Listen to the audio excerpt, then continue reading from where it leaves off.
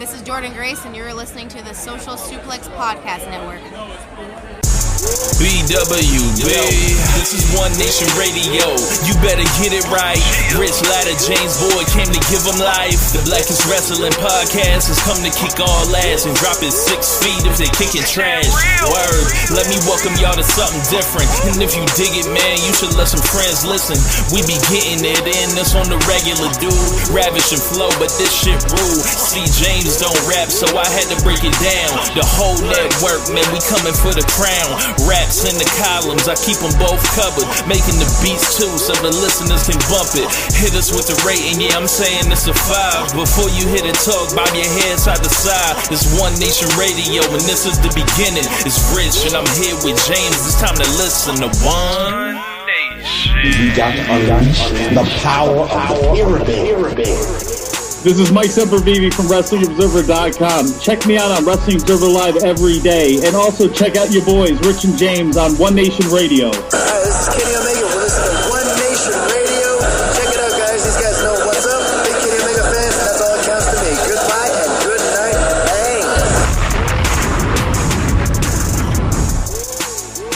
Thanks. Hey, folks. Welcome to this week's edition of One Nation Radio. I am James Boyd, a CTE guy. And here with me, I have Rich Latta, who I also am hoping that also is a CTE guy. Rich, are you a CTE guy? Yes. Good to know. Good to know. Otherwise, I was gonna have to sit you. We're gonna have to have a talk at the beginning of this thing. Like, we can't be out here denying things because, you know, it make us feel a certain way. Like, the truth is the truth. Science is science. Math is math. Okay, man. So just want to make sure, you know. We might as well start there, honestly, because, like, I can't kick it down the road and be like, yeah, we'll come back to it in 30 minutes. No. First, we're here a day early, so blessing your feeds a little early. So shout out to us. We did get some new merch released as a network. We launched on chop-tees.com. Shout out to my man Dickie in Australia, hooking everything up. Got some new O&R merch on there, Dream Team stuff. My stuff actually is probably going to be arriving, I don't know, I don't think this week, but next week. I got a hoodie and I got a shirt. So the Dream Team one is like, I think that one's my favorite. So then we got, 2 other designs on there too. We got stuff for our folks in Australia that, can't quite rock the words One Nation on their stuff. So,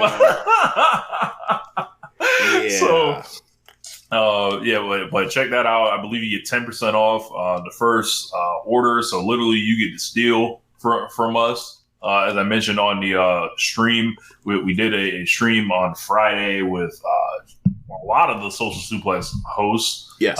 Probably like 80% of us were on there. It was pretty fun. So I watched 50 First Dates after. That was a nice movie that y'all recommended. Okay. Well, I have not seen it, so I have to watch it. So, like, the rec is from them. The rec is from them. I believe it was. I think it was Sarah primarily. So, shout out to Sarah. But yeah, the McMahon doc. So, James, you've seen the first 2 episodes, yes, right? I just finished episode 2, maybe like 15, 20 minutes ago. So good. The only thing you really need to watch from here is episode 6. And then you can watch everything in the middle of that, because everything in the middle is not necessarily the Vince McMahon documentary. It's like it transitions to like the history of WWE. And then there's like various topics. And it's like, what is this? Like, I brought a prop today. So you remember I this knew DVD? it. You remember this? You know what? If you've seen this DVD, you have seen this Bill Simmons Netflix production, almost 90% of it. All right. So, Rich, when you said you brought a prop and you mentioned DVD, I was like, is it going to be the McMahon versus Mr. McMahon DVD? And I was like, and then sure enough, I was like, I knew you were going to do that. Okay. If you have seen, I have not seen that DVD before, so but everything's on there. These 2 where he's down to he wanted to do incest with Stephanie. It's all here. It's the same thing. All right. So All right. So for those that listen to our cross-promotional podcast or infopromotional podcast on Thursday, was it Thursday or Friday? Friday.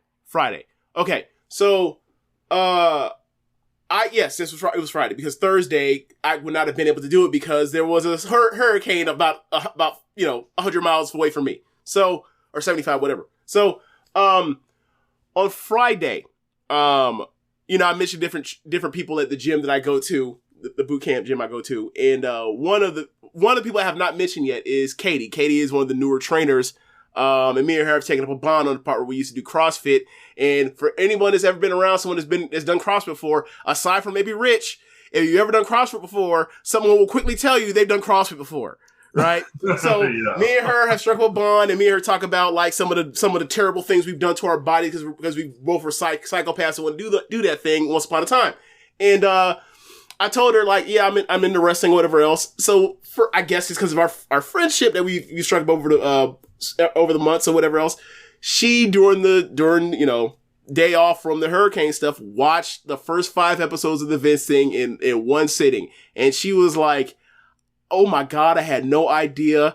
Like, and she started making all these connections about like, he's like Trump. And I was like, you know, him and Trump are like this, right? And for those of us from the podcast form, I have my 2 fingers twisted around each other and she was like, and I was like, yeah. And she was like, the megalomania and all that kind of stuff. And I was like, yeah, yes, absolutely.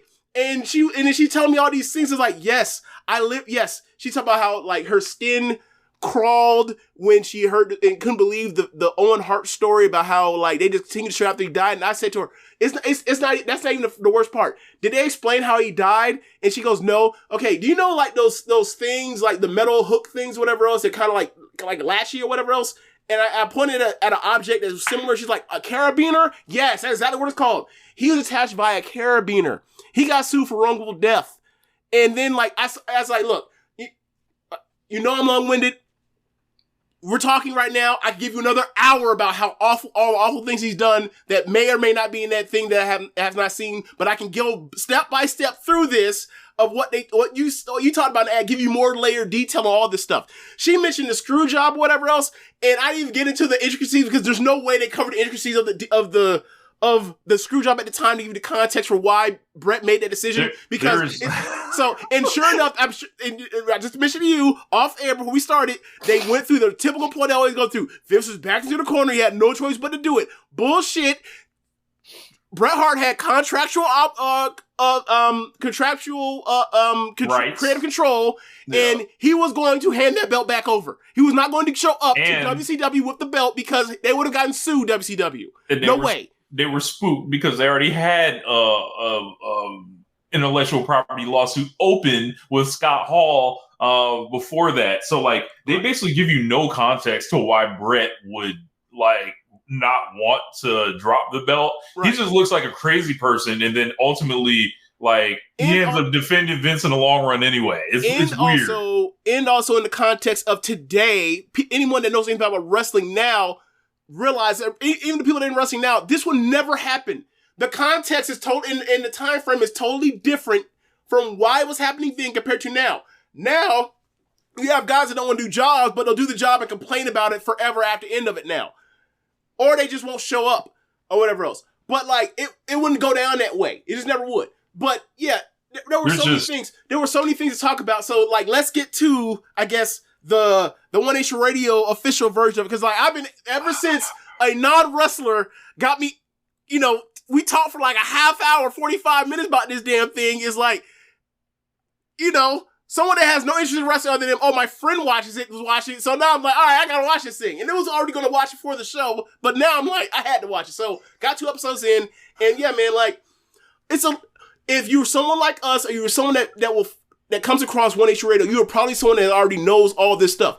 Now, that does not mean that it's not necessarily interesting or fun to go over it, but it's a lot like the Last Dance with Jordan, where it's like, this is well-tread territory for someone that's already went out to find that stuff over the years. And, but it is fun to see the way they cut they edited the stuff where it's like, boy, they can't wait to find motherfuckers in lies.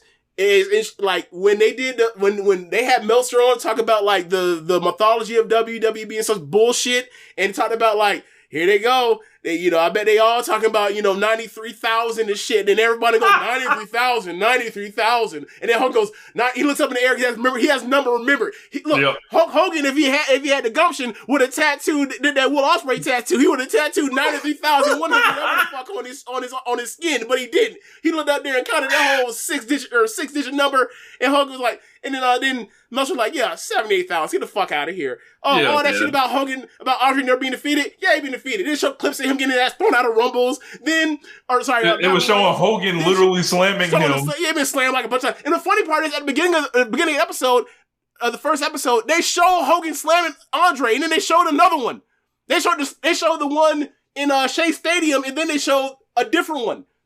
It was like, these fucking carnies, these lying ass niggas. Like, it was a bunch of lying ass liars lying about a liar. Bro, it was like the leader has been brought down, but this cult is still gonna go on because all these people still subscribe to this fantasy world. Bro. And they're protecting it with their life. It does They did not come to keep it a buck whatsoever. Bro, it's like Vince is Jesus and like Hogan and Pritchard are disciples. Keep going. Triple H. Okay. The Rock. Triple H, The Rock, Hogan, Austin haven't gotten to that part yet. Yet. Okay. Because it's only the first two episodes. Cena offers nothing. Cody Rhodes looks like a young Mark. Oh my God. Bro. They did a cut up on Cody at the beginning of the first episode and said that Andre was the first attraction in pro wrestling. I'm sorry.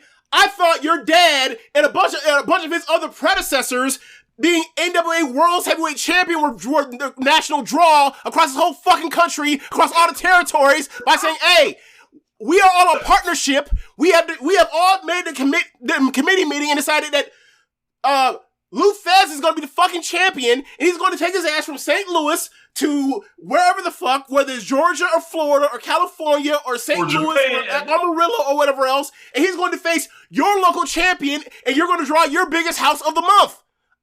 I'm sorry. I thought that's how that went. I thought your dad told you about the wrestling business. Asshole. That made me so, bro. It made me irrationally mad to see Cody that early and lie like that. I was like, your dad's Dusty Rhodes.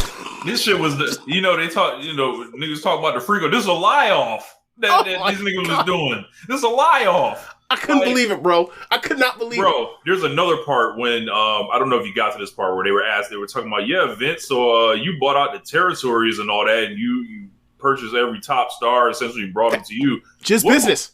What was the difference between, like, what you were doing and what Eric Bischoff was doing? He's like, it's totally different. That was personal. That's Katie mentioned that to me exactly. He was like, they told me the story about how they bought up all these wrestlers from the territory, and I explained like how he did it with like, getting their tapes after he got that time slot and showing all the wrestlers and help promote them to then steal them to help the poaching, because they didn't show that part. They didn't talk about that part. But I mentioned that to her. She was like, oh my God, because when WCW takes Hogan, he's talking about how it's so unfair. I was like, I explained to her, this is a totally different landscape. This was the 80s, right? So Vince has the territory that owns that in his footprint has Boston, New York, DC, Philly, in Baltimore. And Baltimore in the 80s was one of the biggest cities in the country still. He has that as his geographic blueprint. He has the advantage of the population. And he also has in his backyard the media market of the world. He has inherited advantage that no other promoter has, and he inherited from his dad. Like, they talked about that shit too. I mentioned the junior stuff to her too, and I mentioned so he has all of that stuff working for him. So then by the time he has the money advantage. So he can he can poach all these people away. So when he says all this stuff about Ted Turner, it's bullshit because he did the same thing to get everybody else out the business when he went national.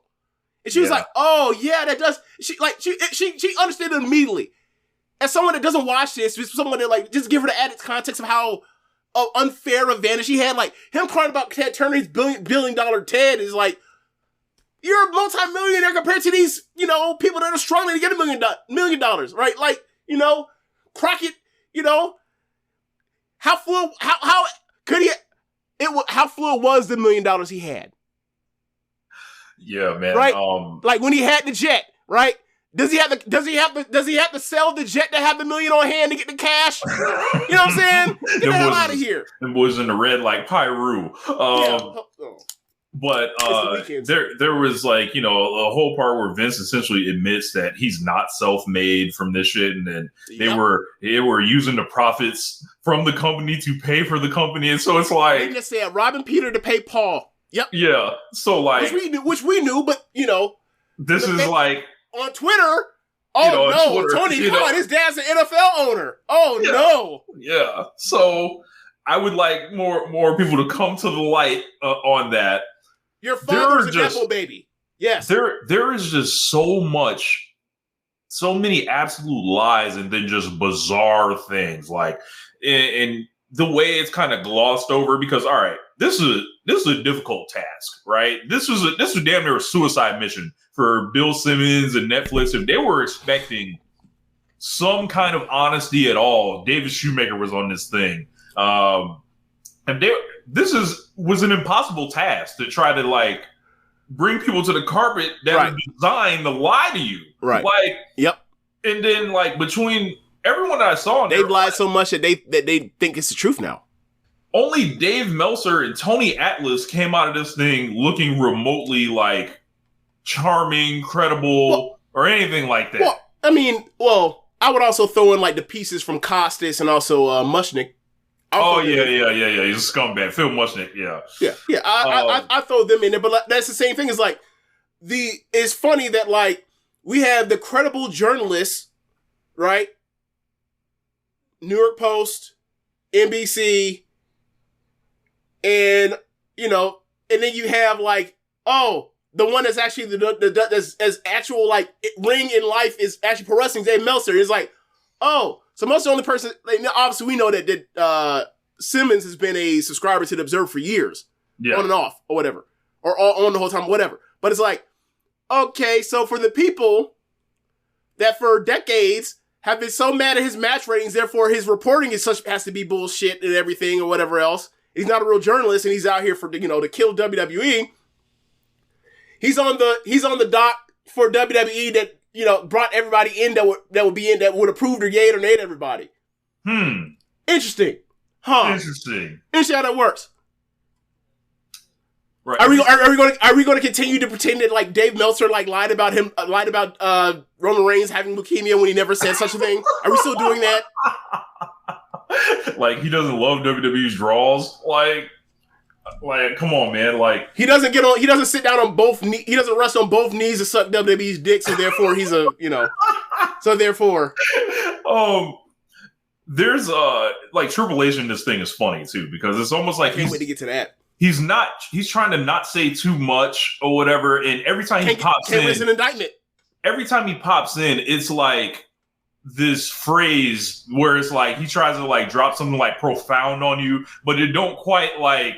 It's like, hold on, what? Like, is it a lie or is it not profound at all? It's not profound, and it's something like. So he's Emmanuel Aicho. That just sounds like it's been repeated in wrestling for decades and shit. Like, hey, my joke was funny. Fuck you. So he's like Emmanuel Aicho. Emmanuel Aicho be doing that. I'm gonna say I don't really check for his stuff, brother. Too much, so. He be on them shows and he be out here talking, like he's pontificating to you, like he's deep in thought, and it's like, bro, this ain't hitting no nothing. This ain't hitting no nothing. And in fact, it's nonsense. Like there was one part, like they basically do like all the documentaries in one. Like they go through the Attitude Era. They're talking about ruthless aggression, a bunch of shit we don't care about. So like. The filming schedule of this thing had fucked this thing royally, I think, because a lot of this stuff was getting filmed in 2021, 2022, and of course, like as these different lawsuits drop and then the resignations and official resignations, like the juice, like or the gas comes off this thing like after the second one all the way until episode 6. Makes sense. And then like the last 30 minutes is like, okay, this is like the new stuff, and it's like, but they essentially end the ride just as it's getting going. Bruce Pritchard looks like an absolute fucking liar and a disgrace in episode 6, where they're like, yeah, man, what did you think of the show? Because you saw some early screenings of it, and this is 2 years after he was interviewed before. He was like, I thought it sucked. He was like, it left out the human part of Vince McMahon. He tells this story about like how Vince helped his wife when she got diagnosed with cancer, and it's 24 years later and all this stuff, and he's a human and all this shit. And then what happened? They were like 2 days later, and then it was like the big story that broke earlier this year, like about him, you know, with Janelle Grant, essentially the full lawsuit dropping. It was like, oh, you're going up for this guy. Oh. But I mean, he was already doing it because, like, okay, so as you mentioned, gas taken off after episode 2, but in episode 2 on the Rita Marie referee Rita Chatterton, like there was statute of limitation lifted, and then like all of a sudden, like Vince settles for multiple millions of dollars. Right. That's how they ended it. Right. So it's like. Yeah, Bruce. They talk about the Ring Boy scandal and all that. Like, so like they would go really hard on people that had like say like people that couldn't hurt them anymore. So like Jimmy, you can Hart? bury the fuck out of Mel Phillips. You can bury the fuck out of certain people, but other people like it's like they don't touch that with a 10-foot pole. Yeah, like Jimmy Hart. Jimmy Hart goes like, there's some stuff that we could talk about, and he's like, what do you want to talk about? He's like, well, I don't.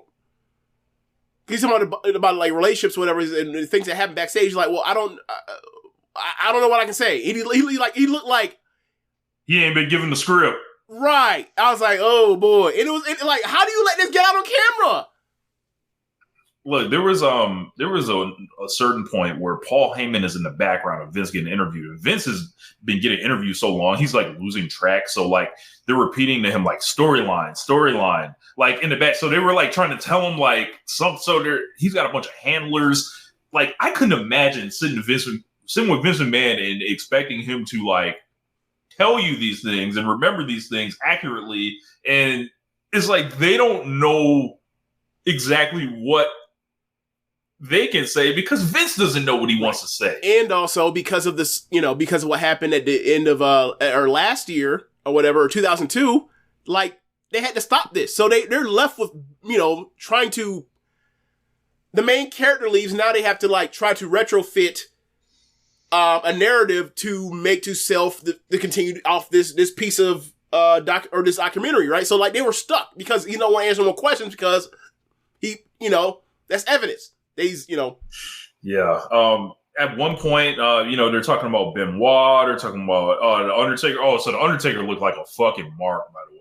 I heard him talk about Vince was back into the corner doing the screw job thing. Was like, God damn it, again. Yeah, he bought that whole thing, but like I'm talking about like WrestleMania 30. So Vince McMahon is he's saying, we all know WrestleMania 30 one of the hardest matches of Undertaker's life. Collapses as soon as he goes back through the joint. He's concussed. Yeah, whatever. Concussed and wrestled in like 20 minutes after concussion. Vince McMahon goes on this DVD and says, I don't think he was concussed. He was just in shock that he was going to lose to Lesnar. How can Undertaker watch his back? So Undertaker is loyal to this man beyond like when you're the Undertaker, you watch his back. Do you finally realize this man don't actually give a fuck about you after you've been trying to be a lieutenant for fucking decades for him? Like, did it finally click, Undertaker? Like, stand the fuck up, Jesus. Wrestling court. Anyway, so. The biggest mark of them all. So there's there's also the one where it's like Vince and Hogan, they both want credit for it. Still. Well, yeah, they both jockeying for credit on it. Me. I will say this though. I think at this point in the game, they both made it where like this was the star, this was the mind behind the star. They have at least settled on that part, at least at this stage of it. Now. The part that was funny for me, you mentioned marks. Man, marks and liars. Hogan and Hogan and Vince, they was doing their thing. They was out there looking like Miami Heat, Wade and LeBron. Yeah. When they was out there talking about, hey, we didn't know if Andre was going to let it happen. He didn't know. I was like, if you don't get the fuck out my face. That was old reliable. Like, Hogan was out here dipping in, like, yeah, this is Stockton Malone. This is pick and roll right here. We done did this 1,000 times. Like, Hogan was out here. I'm just shocked that he just, like, he didn't add, like, Andre was about to die and all this other shit. Like, Hogan has added different twists in it over the years. He said in the same interview, I assume, because he's wearing the same shirt. I hope he ain't rock kicking it like that at this point or whatever. But he said at some point, Vince went to Andre to bring him back and told him to go get the surgery because him and Hogan are going to sell out in front of 93,000 lion ass. And then he says that he had the surgery and he didn't realize that Andre was in such a bad shape. So he basically told him for most of the match, when you bump or go to the ground, go by the ropes so you use the ropes to help get yourself up. But Vince says that he was the one, he didn't know whether or not that Andre was going to let him decide to finish. How was he going to get up after you body slammed him? If he was in such a bad shape, he need the ropes to get up. How does that make sense, Hulk Hogan? They could have just screwed him, right? No, but you're going to say, like, if this nigga need the ropes to get up, how's he going to kick out? What is there to kick with? Stone Cold Steve Austin. Oh, God. This man, they go through the entire Benoit section. They talk about how Vince was going to kill himself on screen and go middle-aged and crazy and stuff like that. But how they had to throw it out. They also, we'll get to the Owen Hart after this. Okay. Stone Cold just gets on camera and he's like, I don't believe in CTE. He's like, I've been concussed once while wrestling. And then he basically dresses it up like, yeah, like if you get a concussion while you're wrestling, you're doing it wrong or whatever. Rich. And I was like, what? I was like, bro, this is a step from like COVID isn't real. Like this right. This is the same family. Right. Which is why I've been laughing at that. I'm not a CTE guy the whole time ever since then because go ahead. So I think they did this because this is a mandated company talking point that concussions and head injuries and all this stuff has been drilled into them that we do not get these or whatever. We do not acknowledge these. They don't report these when they happen to people. Right. So they're just off TV for no explanation. So like, and then they go on Twitter and say that they're fine, even though everyone knows they're having concussions, like Alexa Bliss was a couple years ago. Yeah. So like, when Austin says he doesn't believe in CTE, I believe him, and I think it's a part of the WWE mythos of like, yeah, man, they don't want to be responsible for more lawsuits. They don't want. It's all like a team. You know what it is going on here? You know what it is? This is the 2010s version of their 92 steroid stuff. Like, they're kicking in the door, so we're going to put out a drug policy, and then we're going to watch all these motherfuckers still look jacked to the gills, right? And it's just so sad people, and we're not going to report it. The same way they said they're going to be drug free. It's like, bro, we've known about this weed tax for years when they failed drug tests. Yeah. Also, Cody Rhodes, I came into a drug-free WWE. Get the fuck out of here. Also, now, he says that his only concussion was the power drive from Owen Hart. Rich, what is the highest grossing buy rate for a SummerSlam ever? I would think it's him and Austin, or him and Undertaker in 1998, I would believe. Yeah, Highway to Hell. Rich, what famously happened early in that match? So Austin like bent over or whatever to take like a back body drop or something. He's going to give Undertaker a back body drop, and then Undertaker kicked him in the gut, and then which caused Austin to raise his head up. And then what happened between those two? He knocked his knee or his foot with his head and knocked Austin the fuck out, loopy. Right, and Austin was staggered and fucked up the whole rest of the match, which led to it not being a good match, and ultimately a match where like Undertaker had to carry him around the rest of the match, including like putting him on the table at MSG and then having to jump off the top turnbuckle with a super leg drop to the table because in MSG the announcing tables were really, really close. Right. Because he's not fucking loopy because they knocked heads. That's a concussion, nigga. What are you talking about? So, like, when he says he doesn't believe in CTE, they literally cut to Chris Nowinski and they'd be like, yeah, we tested Benoit's brain. He had CTE. Like, it's like this is not a debate. Like it was, and not only that, it was like, from what I remember, like this is not a religion. Point, he was like one of the worst cases they had ever seen. Right. Like, this is not a religion. Like, this is not something you believe in, whether it's, I don't know. Yes. Yeah, it's not like the meaning of life. Like, how do we all get here? Does our sentience have, in our consciousness have meaning? No, nigga. Like, does he have calcium deposits in his brain or not? Yes or no? No. Like, it's really fucking simple. Are there calcium deposits are there mineral deposits in his brain that are caused by repeated trauma? Yes or no? Yeah. Or multiple instances of trauma, to be more specific. So yes Curry Goat says, simple. wait, I thought Austin was not loopy in the Buried Alive match, not the SummerSlam match. So that's actually a good thing you bring that up. I remember Undertaker hitting him with that fucking shovel. That's probably where that happened. But obviously we know pro wrestling motherfuckers get concussed and they don't even know they're concussed, right? They just shake it off, right?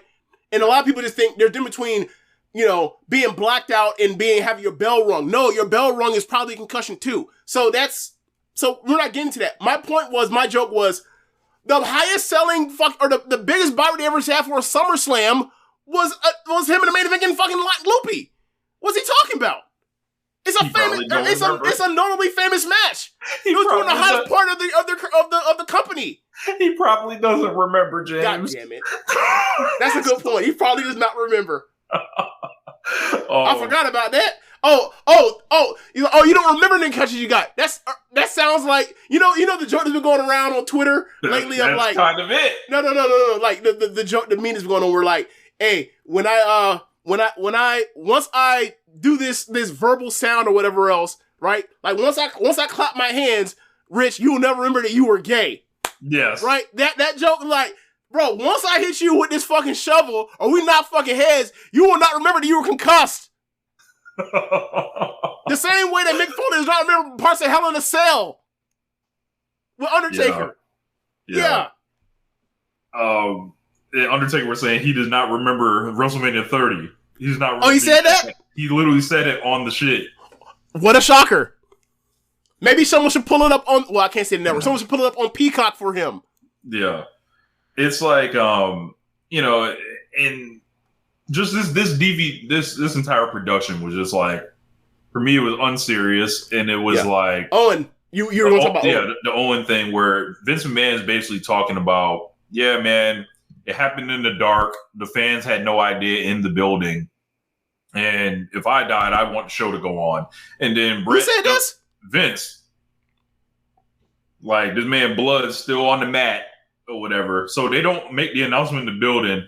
They're showing the wrestlers like crying, cutting promos that don't make sense. They have Jim Ross announce it on TV. Right. But they don't say it to the crowd. So like Bret Hart jumps in and he's like, yeah, man, I bet if it was Shane, they wouldn't have fucking they wouldn't have kept the show going or whatever. And a lot of the stuff, like, they talk about Bret like eventually like forgiving them for Owen, and it was just like this weird kind of moment because like he talked to someone from the Kansas City police who assured him it was an accident and all that, but I was like, no, like it was an accident, but it was an accident due to gross negligence. It was negligence, yeah. Like so there was no murderer walking around in '99 WWE like a whodunit, like walking around the production team. It was gross negligence killed Owen Hart. Right. And I don't like that. Obviously, was not communicated. Blatant disregard for safety is why Owen Hart is not still alive. Yeah. And there's even more of this stuff. Like, it's all like a whirlwind kind of, because that's how like this thing is like given to you. And a lot of people are doing like a lot of good, like detailed breakdowns. And I'm just kind of going off memory of like what this thing was. And it just paints a picture of a guy that was in a fantasy world that he created for 40 years who didn't even really know if it was, he didn't even know who his true self was. And the love he didn't get from his father, he passed it down to his son, where Shane just was like, I did all this stuff, and he finally gave me a hug after WrestleMania 32, essentially. And it was like, it was sad in a way. And I'm assuming that it like also like it's supposed to be the parallel to the story Vince gave at the beginning about like how his dad said he was proud of him like the day before he died. Yeah. Which is also fucking ridiculous. Yeah. Ridiculous in that it's sad. Vince's whole lifehood was sad. Like the whole situation with like, he's with his mom and his dad and his stepdad's beating the shit out of him, and like his dad not in life, and then all of a sudden like his dad comes and gets him in his teens or 12 years old or whatever it was. Yeah, it's all fucked up.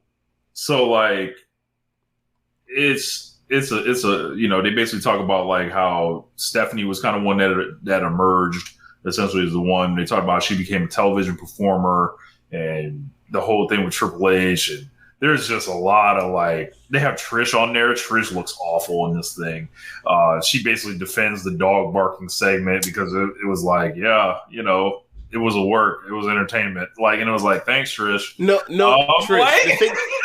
Okay, so the thing I was saying to Katie when we were talking about is like, you know how like when Me Too was happening and you had like all these directors and like film producers or whatever else, you look at like the history of the stuff they produce or created as far as their media, the media for us to consume, and you see all these kind of like weird things or whatever. So you see like the things that like in real life they were accused of doing or whatever else, and how it mirrors what was the stuff they actually were directing or producing as an art. It was like, that's what Vince was doing. Like Vince was like all the sex trafficking stuff, whatever else. He was doing that with, the sexual harassment lawsuit with Sable, doing all this stuff with, having the affairs in front of a comatose, or a catatonic, Linda McMahon, all that kind of stuff. Like this shit in retrospect, like people knew all this kind of stuff with like the Ring Boy scandal, all this other stuff. But like when it came to the sex trafficking stuff or whatever else, the sexual harassment stuff and all these lawsuits, whatever else, this was like the thing was like, you look back and you're like, nah, man, this was you thought you got away with this shit, so you thought like this is what people like at their basis, like visceral level of thinking or whatever else. Like that's their initial reaction. Like at their most basis level, everything is about sex. Whether it's inappropriate or not, it's about sex. And it's like, you put this out on TV, and now we look back and it's like, oh, I see how a fucked up mind, a fucked up, coked up mind comes up with this kind of stuff for TV that people like. Yeah.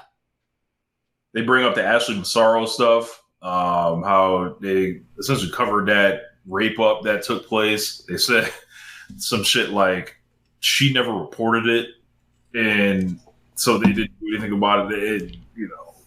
They basically talk about, she ended up, committing suicide, and it was like, it's just like, there are tons and tons of stories. They ever talk about Lawler? Never. They didn't talk about Lawler. That's another scandal. Yeah. But yeah, like there's a lot of stuff that gets like left out and just slightly changed. And then it's like missing context from, what the actual true story would be. Mm-hmm. And the people that are seeing this, like Brazil wrote me about this and saying she watched it and this whole thing is crazy, whatever. She couldn't believe Brett punched Vince or whatever. And like, my sister was born in 2001. Mm-hmm. So like, she doesn't know anything about like the 90s and shit like that. In wrestling, at least, she used to watch like, kind of like towards the end of that decade. But yeah. It was like, I was trying to like quickly explain to her, there's way more to it. I did watch it. It's not kind of what you think it is, but it's like, worse. It's worse. Like, and like this is like we got to fit all of the scandals into like a nice, 6 hour window. Right. Like they can keep going or whatever. If this thing was like Dave Meltzer making this thing, like it would be a lot different. Right. If this thing was, if more people were getting interviewed that perhaps were not still on the WWE payroll, you might have gotten a different. Yeah, you would have got somebody on. You would have got another wrestler that was 100% honest besides Tony Atlas. Yeah, who said Pat Patterson was grabbing on him. Yep, and everyone kind of just like shrugs it off in the documentary, and they're like, I don't know about that. Like, and it's like, hold on, what? Like, why did we just move past this? Right, and then like Bruce Prichard goes on and be like, the Ring Boy scandal, like, I don't believe, the other two, yeah, they did that shit, but I don't believe Pat Patterson was involved in it or whatever else. And then it's just like, what the fuck? It's like the people that they would, like, if Pat Patterson was still alive, he would be being protected in the same way. So they were protecting him in death. Yep. And, a lot of it is like, yep, we are this group of people between Cena, Rock, Austin, and The Rock's barely in this thing. I want to know what happened there. The Rock pops up briefly when he's talking about like the Nation of Domination and like Rocky Maivia and getting established during the Attitude Era. And I feel like I don't see The Rock really again. So is there any way? I mean, I don't know because I only see The Rock one time in the 2 episodes. Like, is there any chance like Rock? I mean, you have to look at his attire or whatever else and see what he looks like at the time. But like, does this look like a thing where like Rock does not do this until after he signs, like to become to get the money? No idea. Okay.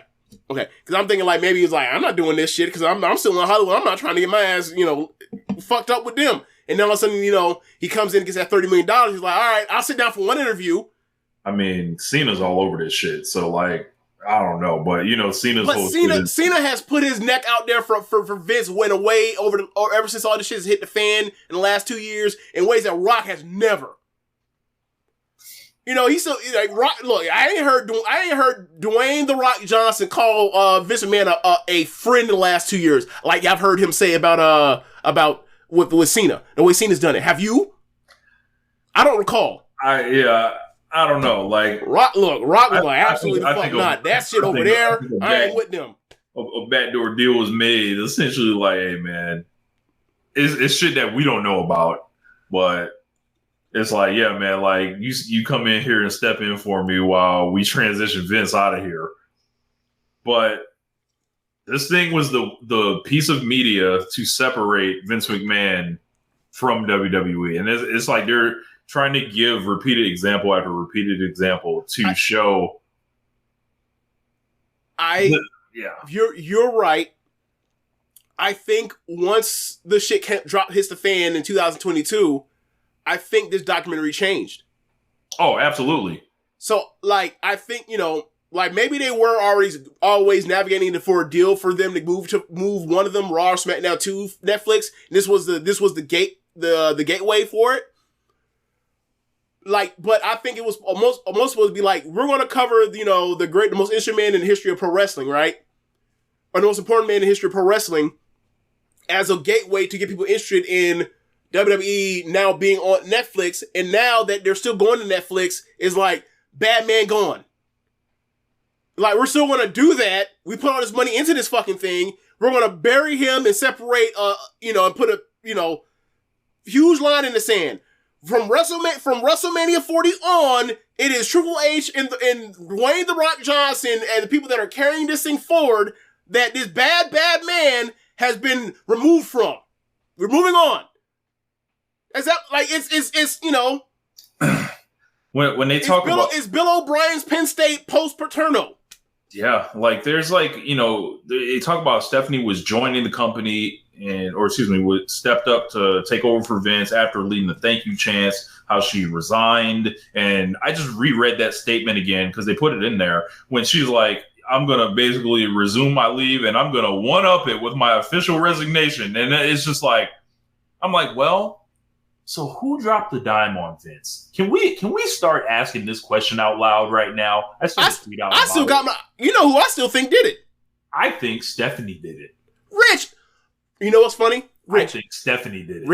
Rich. She was like, I will not be involved with him or whatever. Rich. And then it like there's no continue. I'm just saying number one. Sorry. She's number one on the list, right? There could be others, right? Like Nick Khan, Triple H. These people benefit from this stuff, right? Does The Rock have knowledge of this? Possibly. He's in on it too, right? But I think the person that was like, it's over for this motherfucker, I'm pushing the button, I think it was Stephanie. Okay, so when he first got thrown out, right? When the news dropped from the Wall Street story, right? And he sent out that tweet, and we did the emergency podcast on that Friday. And I know it's a Friday because I went through and I watched our clips from that day. We did 3 clips. I did a rare thing. I put up the tinfoil hat from One Nation Radio, and I said I had a conspiracy about of saying like, hey, Triple H was the person that was set to be a succession plan in 2019. He was already putting out like those 24 documentaries, saying, pointing how like he was the guy to succeed Vince. Stephanie was always there. Stephanie's getting awards for her work, and then all of a sudden, next thing you know, the pandemic happens. And all of a sudden, Triple H has a heart episode. He gets set up to be the guy that has to go head to head with his developmental inside the fucking LA Fitness against AEW Dynamite, and he gets his ass kicked. And then all of a sudden, he's a loser. And then he has a heart episode, and then he's off just basically doing still official with the company, but we don't know what the fuck he's doing. And then next thing you know, Stephanie leaves, and then 2 weeks later after she leaves, the story leaks about how she wasn't really good at her job after she was winning awards for being good at her job. And then a week later, New York Times drops about, all this sexual impropriety that was happening in the workplace via Vince McMahon and paying off, or signing women to NDAs, and him paying off these NDAs so they don't tell on his misconduct. Now, I said, hey, what is most likely to have happened? Was it that, the succession plan said we're tired of waiting, or Vince said you're not succession plan, and they said fuck that, we are. We are. I said this 2 years ago. It was 2 summers ago, Rich. Yeah. I was 100 pounds heavier then. I'm drinking today, but at that point I was drinking a whole 1.5 liter bottle of sparkling wine. Now I'm drinking twisted tea. Yeah. I just spilled this shit. Yo. But anyway, my point is my point, right? When it's time to trash Vince McMahon, this is by happenstance. When it's time to trash Vince McMahon, I'm gonna get drunk. It's gonna happen. But anyway, the real thing is this, man. Like, that was the most likely scenario. Somebody had to know where these bodies were buried, and somebody had to have a reason to do it. And the three most likely suspects were Paul Triple H Levesque, Stephanie McMahon, and Nick Khan. So when you hear about corporate CEO 3 being Stephanie McMahon, it's like, oh, no fucking shit. Yeah, and think about this. Like, she leaves the company, so she's not associated with the company anymore for this lawsuit or whatever, right? And, all right, just from a patriarchal standpoint, I'll say it like that. So Stephanie kept her job all those years because I would assume she thought she was getting the company handed to her, right? Right. And with Triple H. Right. Well, if you quote unquote got the company, both of y'all don't necessarily need to be there. Somebody can stay home with the kids. It could have been Paul, but it's going to be her or whatever.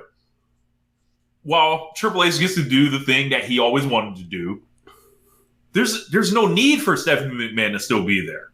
Unless she just loved being in the boardroom and everything like that. But no, why do that? You can, and she cashed out too. Right. And also I think the oldest is now in college, right? Not sure. Okay. But yeah. But they're getting close to that age if they're not already there. Yeah. For me, it adds up. Okay. They made a deep alliance that we will never hear about. Because this story, whatever the fuck it is dying with these people. Unless somebody is like, you know what?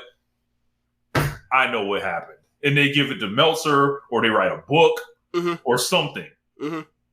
Because the fall of Vince McMahon, like, ironically, you don't really, like you see what happened in the front of the thing, but he still came back after all this, right?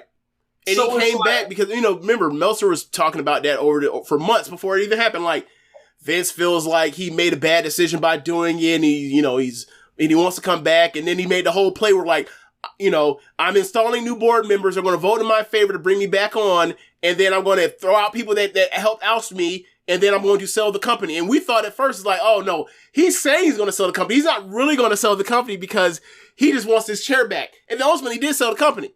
And then, I think that was a play. He actually was going to try to get himself that chair again. And then I think the same people that got his ass thrown out, they made him retire. All right, we're gonna drop some more shit on you, and then the people that just bought the company will be like, "Oh no, you're no longer head of creative.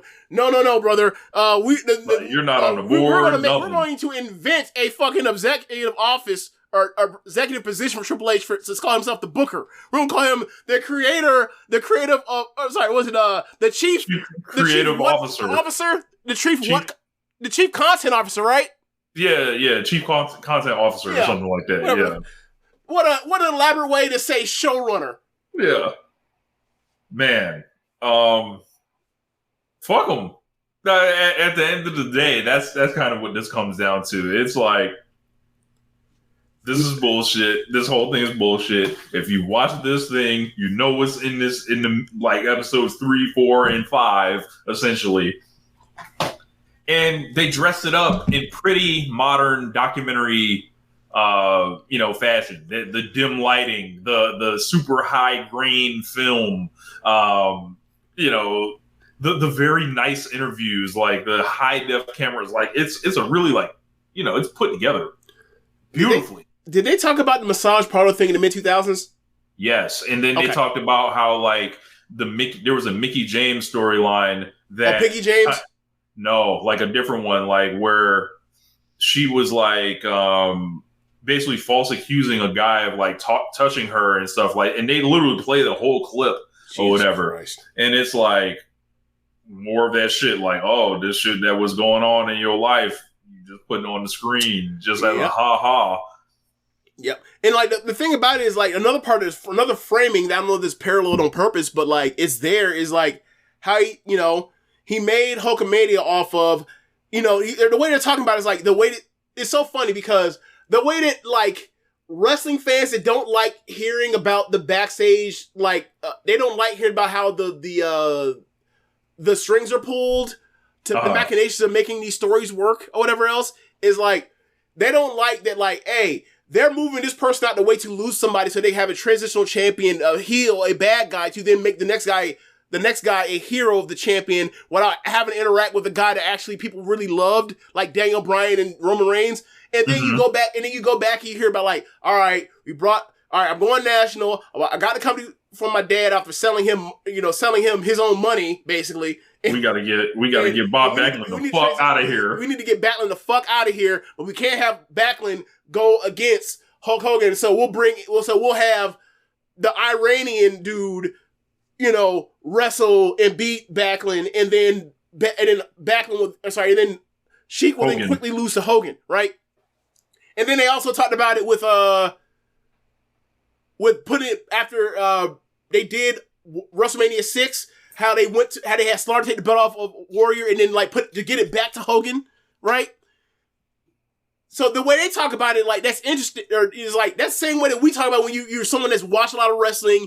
You know that this is all narrative. This is all done via narrative, right? This is some people are making decisions. You're aware there's a TV show where people make decisions on how these things go.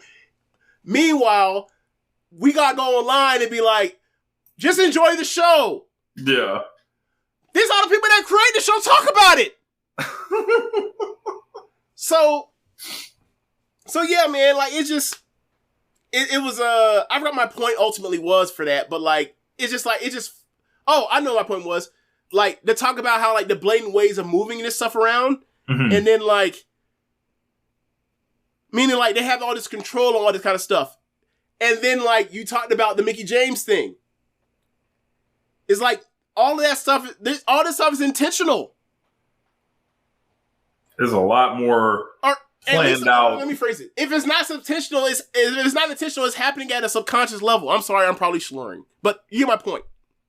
Yeah, it's something to study. I think it's an when you look at, like, do not watch this thing at face value. Like, if I can offer anything, you cannot consume this as face value. They're all liars, and whoever is like crafting all this stuff for all the footage and creating a narrative of the show, it's obvious that the person that put this together is not trying to be 100% truthful. They're trying to be like, I don't know, what you say, 75, 80% truthful? Yeah, like they're trying to be like, all right, there's enough plausible deniability to be like, yo, we had a job to do. Obviously, these liars weren't going to let us do it in a certain way, but they ain't going to bring in every single person. We're not going to bring in Dave Meltzer and Dave Bixenspan and Wade Keller and Sean Ross Sapp and whoever else to completely, Mike Johnson to kick in the door on all of it. Yeah. Like, I don't know if it was a case where the budget wasn't that big, but like they took certain concessions, like we'll give you the entire vault of the archive or whatever, so you can use any footage you want. So they took that, I would imagine, in exchange for, hey, we're not going to bust this all the way to fuck open. Also, I'd like to note, when I was watching it and they were showing WrestleMania 3, they were showing WrestleMania 1 matches, stuff, in WrestleMania 3. I also point out, like, that tweet that I put out by Dump Matsumoto about, like, hey, like, you ain't got to show the whole matches. You just show the little points, because, like, that 80s wrestling, bro, that shit is not good. That shit is not captivating enough for you to put for a new... Imagine, you are a person that's never watched wrestling, or you are unfamiliar with some of the stuff that happened in the past, and they show you clips of this stuff. You're like, oh, that looks interesting. I want to watch Hulk Hogan body slam Andre the Giant. And then you go to Peacock and you fire up that WrestleMania 3. Oh my God, you'll be so disappointed. This is going to be the longest 12 minutes of your life. You're going to be so disappointed. Don't do it. But it's funny. I don't have people come to me telling me to, kill myself because I say this shit don't hold up. Interesting how that works. Interesting. Yeah. So let's move on, man. Karl Anthony Towns and Julius Randle were traded for each other. And Dante DiVincenzo from the Knicks is also going to. I'm about to say Dante's already blacking up. You gonna blacken up even more? Yeah. Look, hey, leave it on the grill like 2 minutes more. God damn, Dante DiVincenzo, boy, that's a crazy name. Yeah. But this is a trade where I saw it. I was like, that motherfucker. Hey, does Dante DiVincenzo play for AC Milan? No. Look, who does he play for then? That man plays for the Harlem Globetrotters.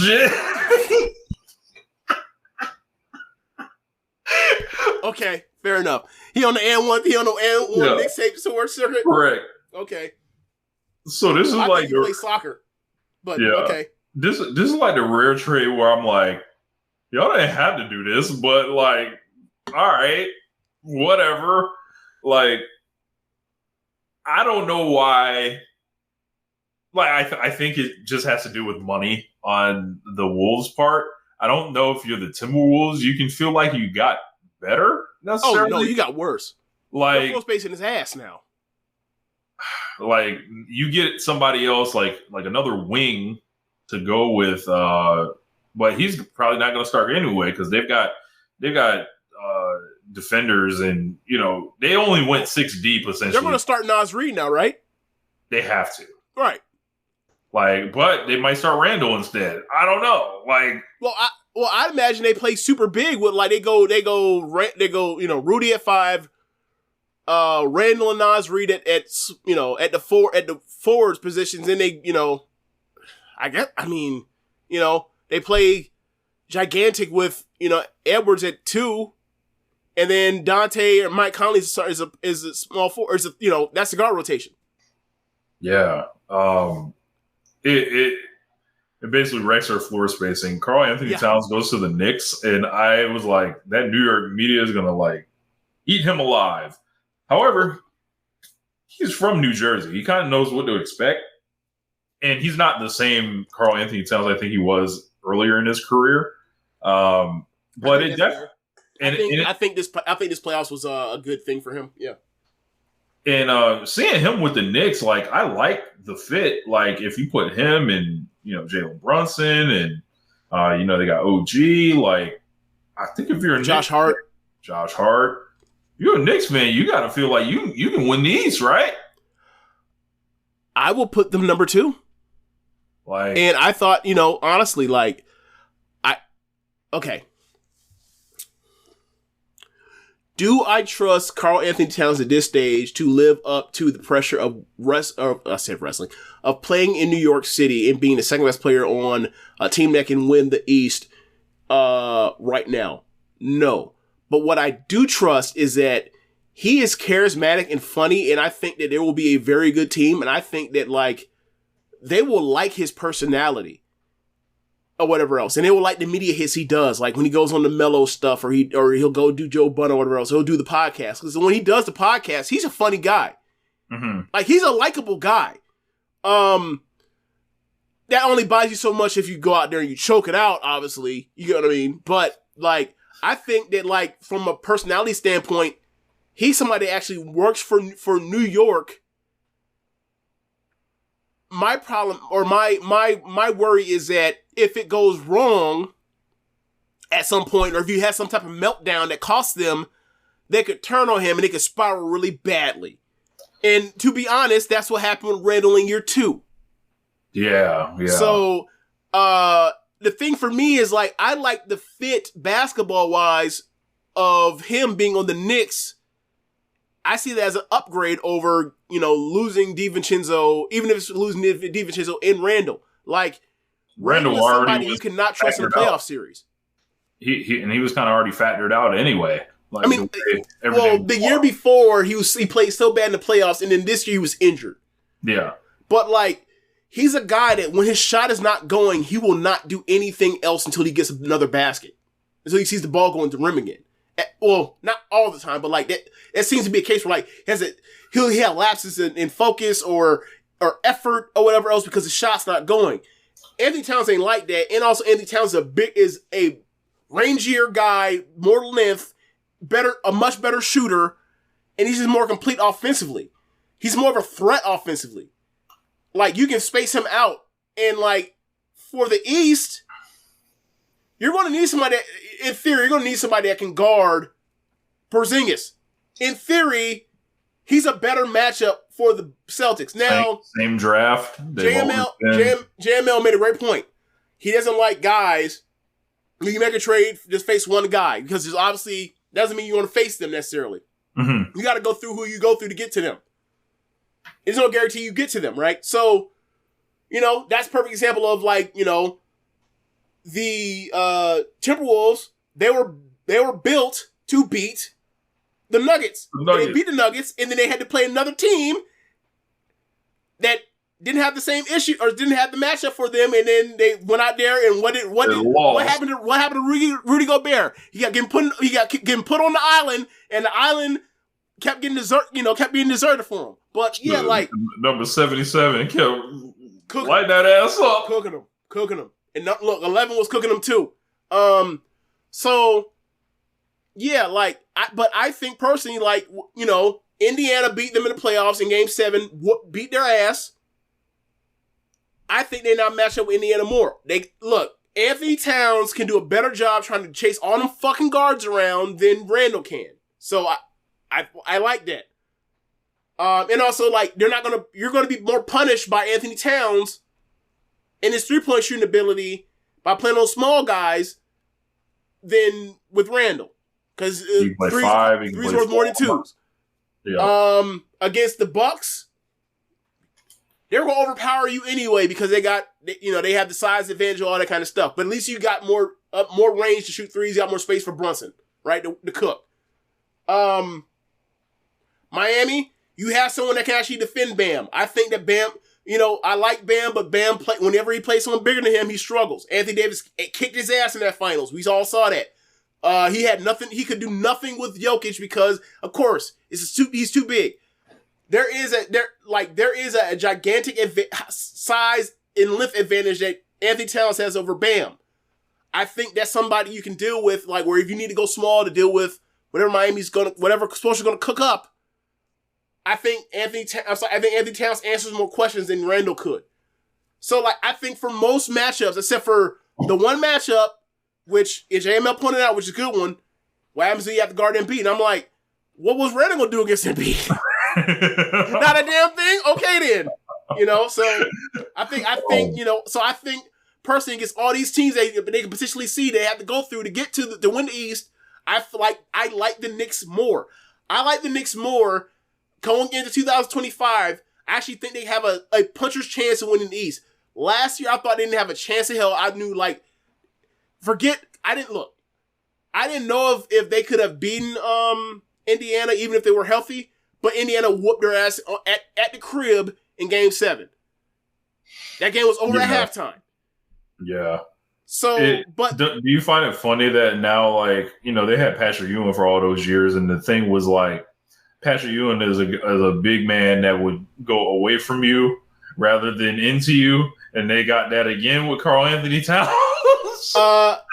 Kind of, but the thing with Ewing was he started doing it because his knees went on him. Yeah, you know, but the joke is still funny nonetheless. Yeah, you know what's funny? Is Patrick Ewing now historically underrated? Honestly, because bro, look, man, obviously I don't really this don't really hold much bearing, but bro, I saw Gilbert Arenas say it like it was like unequivocally without question, like it's no debate. Dwight Howard was better than Patrick Ewing, and I was like, I don't think you saw what Patrick Ewing was doing in 1993, brother. Because Patrick Ewing was putting up stat lines that Dwight Howard couldn't have fucking imagined before his knees went. Slower pace. And that was the 90s. Yeah. I don't know. Like, I look at Ewing, and I think a lot more people have probably surpassed him than, like, since the last time we checked. So sure, but Dwight... They both were the best player on the finals team. Right. But I think Dwight Howard did. I'm sorry. Dwight's got 8 years. But I think like Patrick Ewing did more like to be the main point of why they were good than what Dwight was doing. Dwight was not like, hey, get the ball to Dwight, he's gonna make something. It was like, no, get the ball to Hedo Turkoglu. I was there. I saw that. Yeah. I don't know. I'd have to think about that. I have to look at some stats too. So, yeah, let's keep it rolling. As far as the Wolves, I don't know what the fuck that is. Except, you know, we trying to not hit Abram, and you know we're cheap, and they got a couple more years of Anthony Edwards to try to figure it out, and. So I think they opened their window and then they decided to close it themselves. So okay, because they got a draft pick back, right? They got a first rounder, right? No, I could have sworn they got a draft. I could have sworn they got a first rounder. Hold on, let me look. Can you stall for me for a second so I can look? Yeah. So like you know, Julius Randle. I take a particular fondness in following his career. You know, anybody that was a baby Laker, I'm trying to hope they end their career the proper way. This is hoping they do well. And seeing him go to Minnesota now, this is like fuck, man. Like that man he loved New York deep down low. He was at some event where he donated a ton of money for something in the Bronx, I believe. And then they announced that man was traded just out of nowhere. How many just out of nowhere trades do we get nowadays? Not a lot, because people are so gun shy about trades now. Usually it's like, we're trading entire drafts and shit, like, you know, for years and years, rather than just player for player swaps that are out there. So I don't know, man. Okay. So, all right. So the trade was, because the details weren't out yet, because it hadn't been... Okay, so the details are Knicks get Towns, the Timberwolves get Randall, DiVincenzo, and a first-round draft pick from Detroit. So remember now, Rich, you know, 2022, we're going back to 2022 on the One Nation Radio. We're going back into the archive. When that Rudy Gobert trade went through, I fucking excoriated it. I hated that thing. And you were like, well, is Minnesota, how is they going to start? How are they going to get better? Because no one was going to go play for their, no one's going to just like, with free agency going to get there. And I was like, I get what you're saying, but if you're going to do it, you got to win. You got to get yourself a position that's going to say, I'm going to win the West. Look, that was it last year. That was it. How many games did they win in the conference finals? 2? They didn't win the West. That was it. So, and Rich, the thing is, I predicted, I was like, hey man, when this shit don't work, what they gonna do is they gotta trade Towns. They're gonna trade Towns because ain't nobody gonna want Rudy Gobert, and they're not gonna trade Anthony Towns and they're not gonna trade Anthony Edwards because it would be ridiculous to trade Anthony Edwards because you gotta try to do, at that point in time, you gotta try to do another rebuild to try to get him to sign another contract before he leaves out. So now here it is, and I said, like, what they're gonna do is they're gonna trade him out to get their draft back. They got the draft pick from Detroit. They trying to get a piece of their draft back. Crazy. And to be fair, with Anthony Edwards on your team, that's a better draft pick than what you would have. Than what you would have had anyway. Because Anthony Edwards is going to be so good and you're never going to get a lottery pick, a top 5 lottery pick. With Detroit, you can absolutely get another top 5 lottery pick. So, as long as it picks out to protect it. I don't know what the protection is on it. So, this why don't these GMs listen to me? Right? In real time, I was like, this is a terrible decision. Like, I know they be the defending champions. You feel this good. Was it. That was feel a good. shot. Did it feel good when Luka went out there and sprayed that man down from 25 feet? Did it feel good? I gotta say this. That is, for in the Wolves case, playing the result of they have to win the championship or it's a failure. No. I didn't say they got to. No. They got to make the finals. They had to make the finals. I didn't say they had to win the title. They had to win the finals. They have to do something they've never done in their franchise history for it to be deemed as a success. Them getting to the West Final, this is as close as Kevin Garnett got. What they did last year. Literally the same, losing 6 in the West Conference Finals. And then at that time, that was seen as the successful team. They made a couple moves and trades.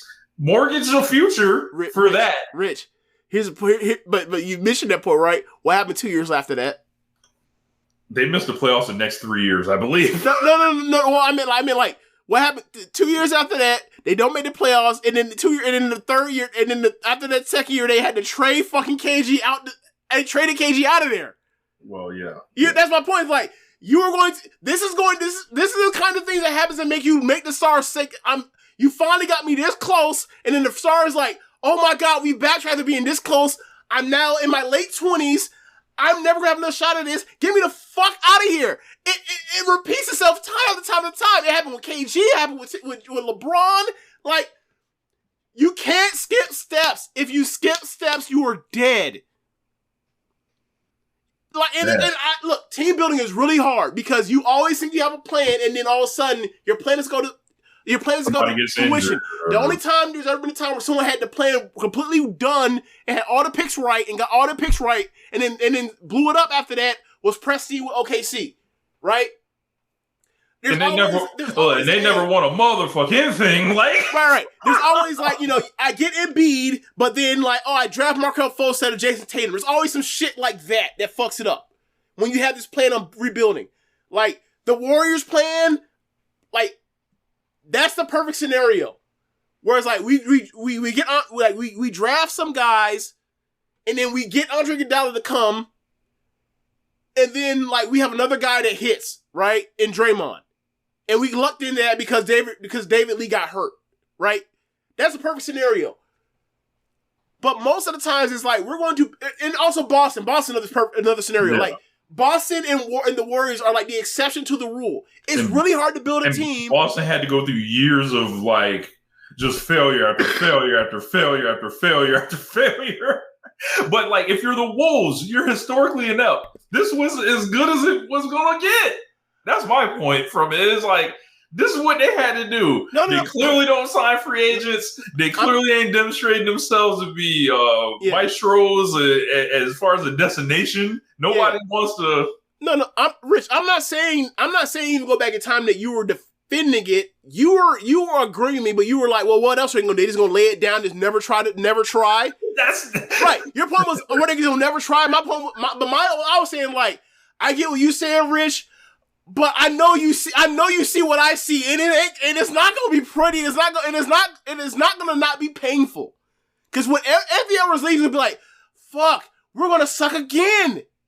And then we have to have another motherfucker like a Kevin Durant, or sorry, Kevin Garnett, or a Kevin Love, or Anthony Edwards to come up to save us in the next 5 years, and we're gonna think that's gonna be the next savior. And then they're not gonna be the savior because we're an inept franchise, and we are pissing our fan base off. We have tortured our fan base. I feel bad for the fans. That's what I'm really trying to say. Like, I'm a Vikings fan, so like a lot of that carryover is like Minnesota, like they have great fandom.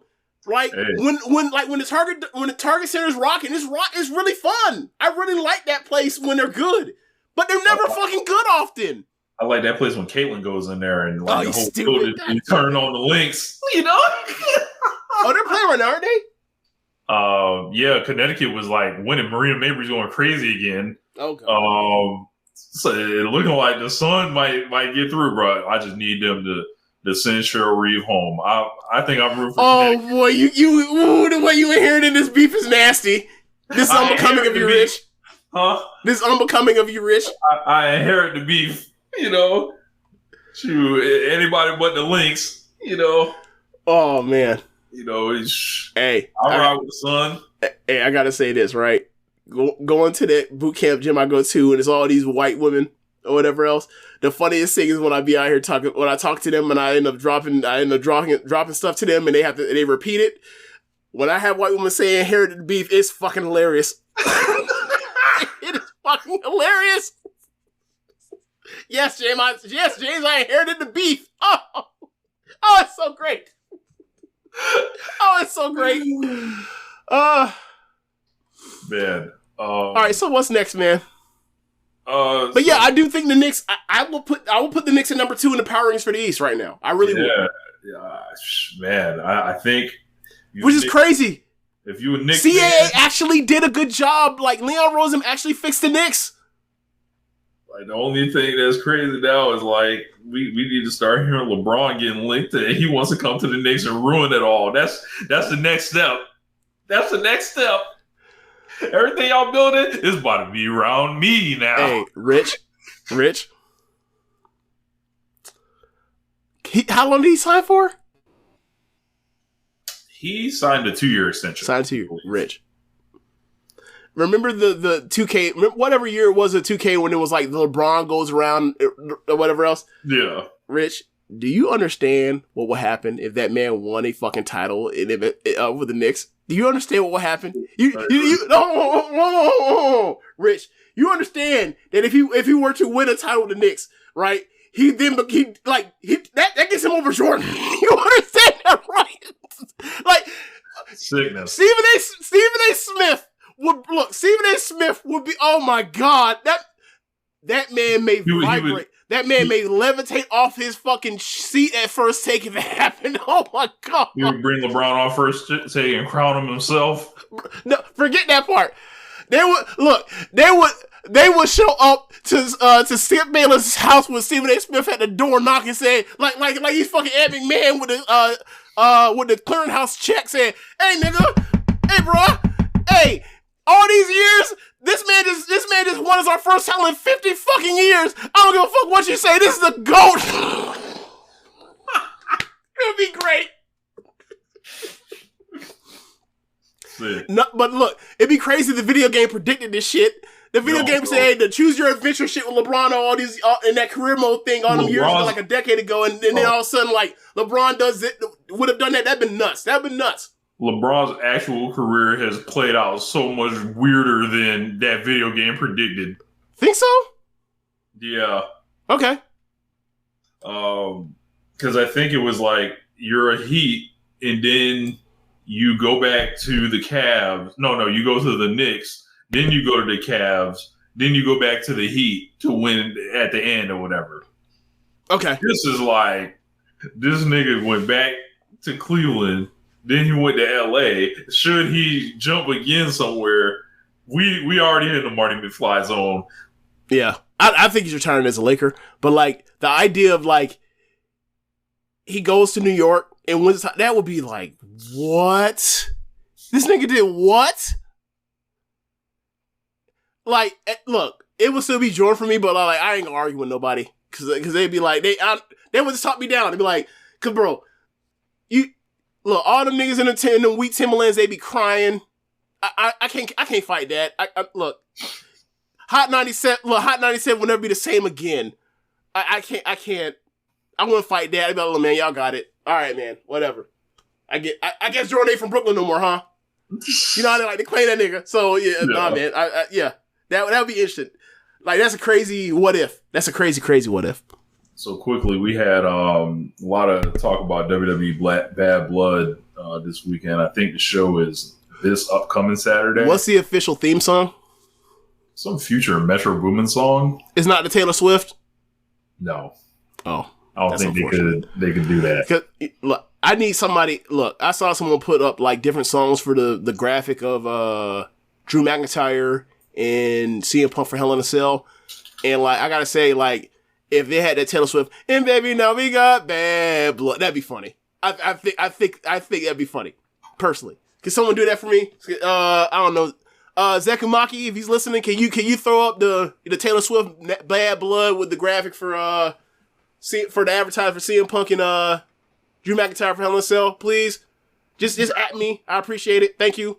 So, Daily DDT put out, and this comes like after Swerve's Breakfast Club interview. Shout out to Swerve too. His birthday's tomorrow.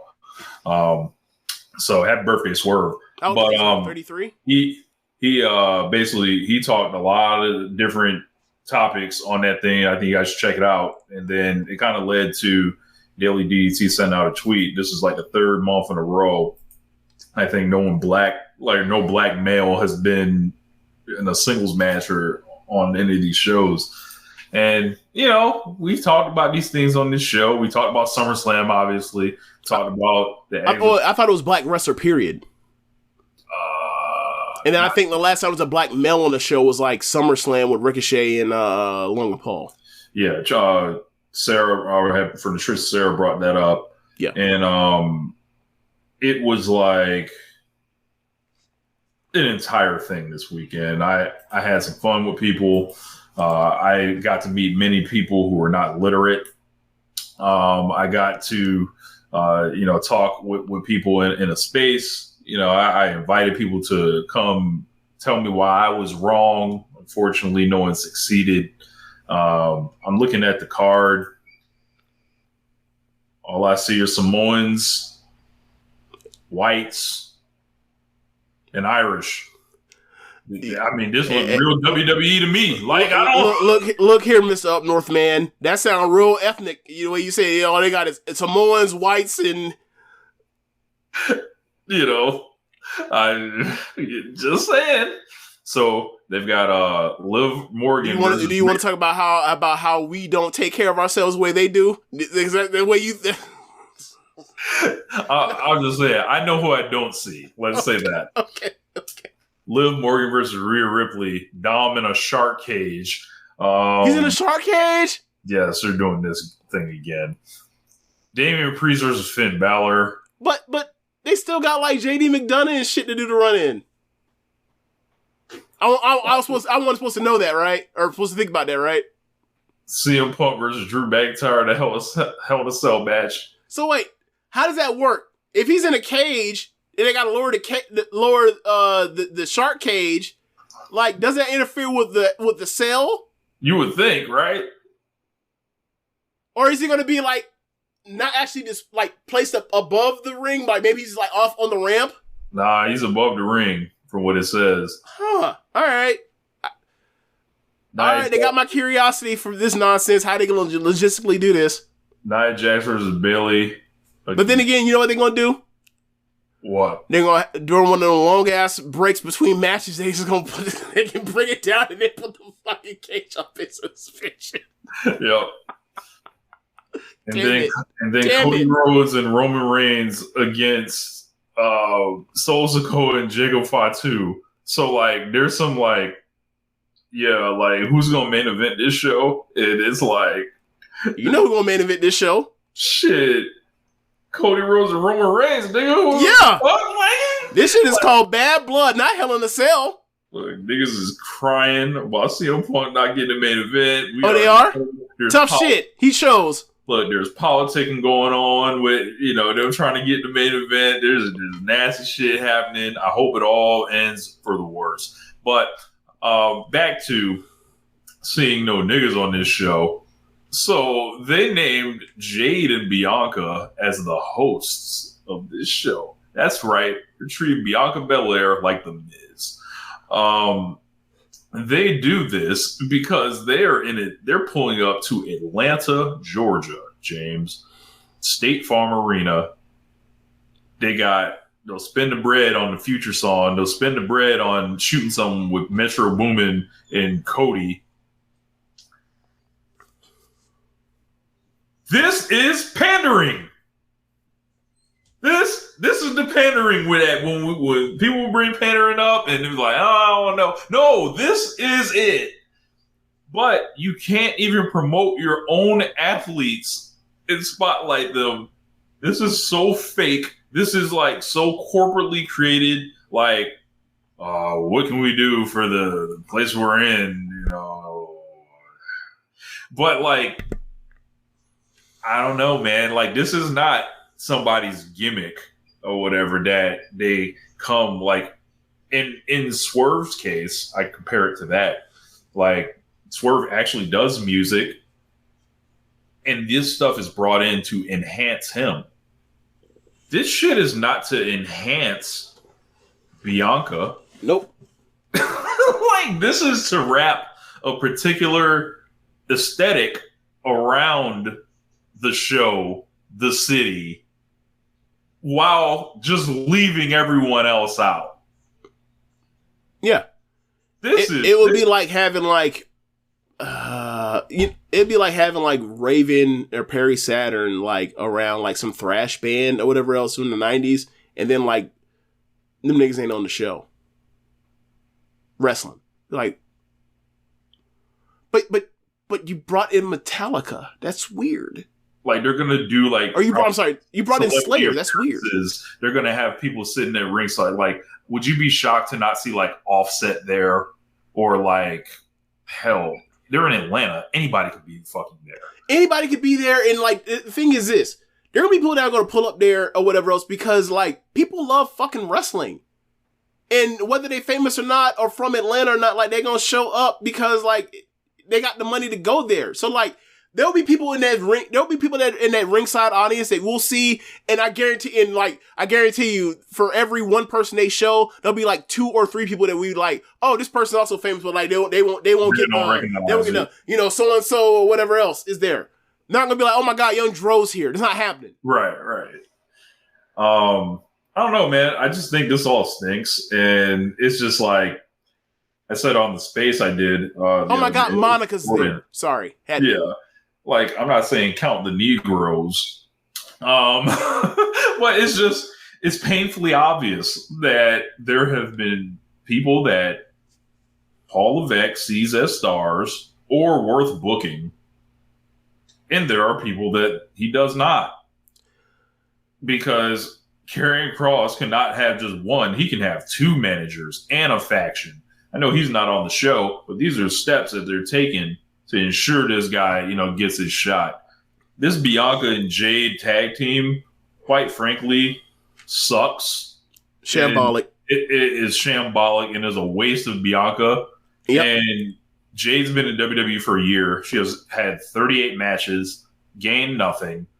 She's had short squashes because they don't trust her. But the fact that you got her from AEW, you have to put her out there to try to use her rather in the way that you would normally use someone like her is you would send Jade to NXT. So Jade has to be in a position to once again try to be a star far beyond her experience, right? Mm-hmm. Or you put her and have her do double duty.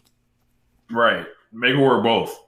Like, I don't know. Like, and it's not necessarily about like how good she is or is not. It's like the hole that she's pigeoned in, essentially. There's no way to get better. There's no way to You don't get better with squashes. Right. What up, Hook? Right. I think Hook and Jay would be a fun parallel to compare throughout their careers. But the Bianca thing is really, really funny to me because it's like, well, you know what they're doing, Rich. They're setting it up like it's been a year, right? But whether it's in 6 months or 9 months or a full year from now, they're going to have the split and then they'll do their program and people will talk about how, you know, they were together for so long. So it's so emotional. And it's like everything Triple H is doing is like very, very simplistic, but it's working because it's common sense stuff. But for us, it's so slow. It's very, very slow. He's doing things that should take 6 months and dragging them out over 12 months. And this was a thing he was doing with NXT, except NXT had better wrestling, top to bottom. But we were okay with that because they only had four pay-per-views every year. They got 12 or more now. So now you're seeing it exposed in that kind of way. So it's like, it seems so undynamic because it's like they're building towards something every 30 days or every 4 weeks as opposed to they're building towards something every 4 months. This is the problem. Like, so this is a thing of like, when it was NXT, it made more sense. Here it doesn't because you have to burn out all these matches and all these things you come up with to do. And ultimately, you're left with like, all right, I guess this shit gets left off TV or left off pay-per-view and to put on TV or whatever else. And these people are going to be stuck seemingly forever in mud. And by mud, I not mud, but like just stuck in slow motion. Sorry. That's a lot more of a positive outlook. To be fair, it's still light years beyond what Vince was doing. Still light years beyond. But it is slow. It is very slow burn.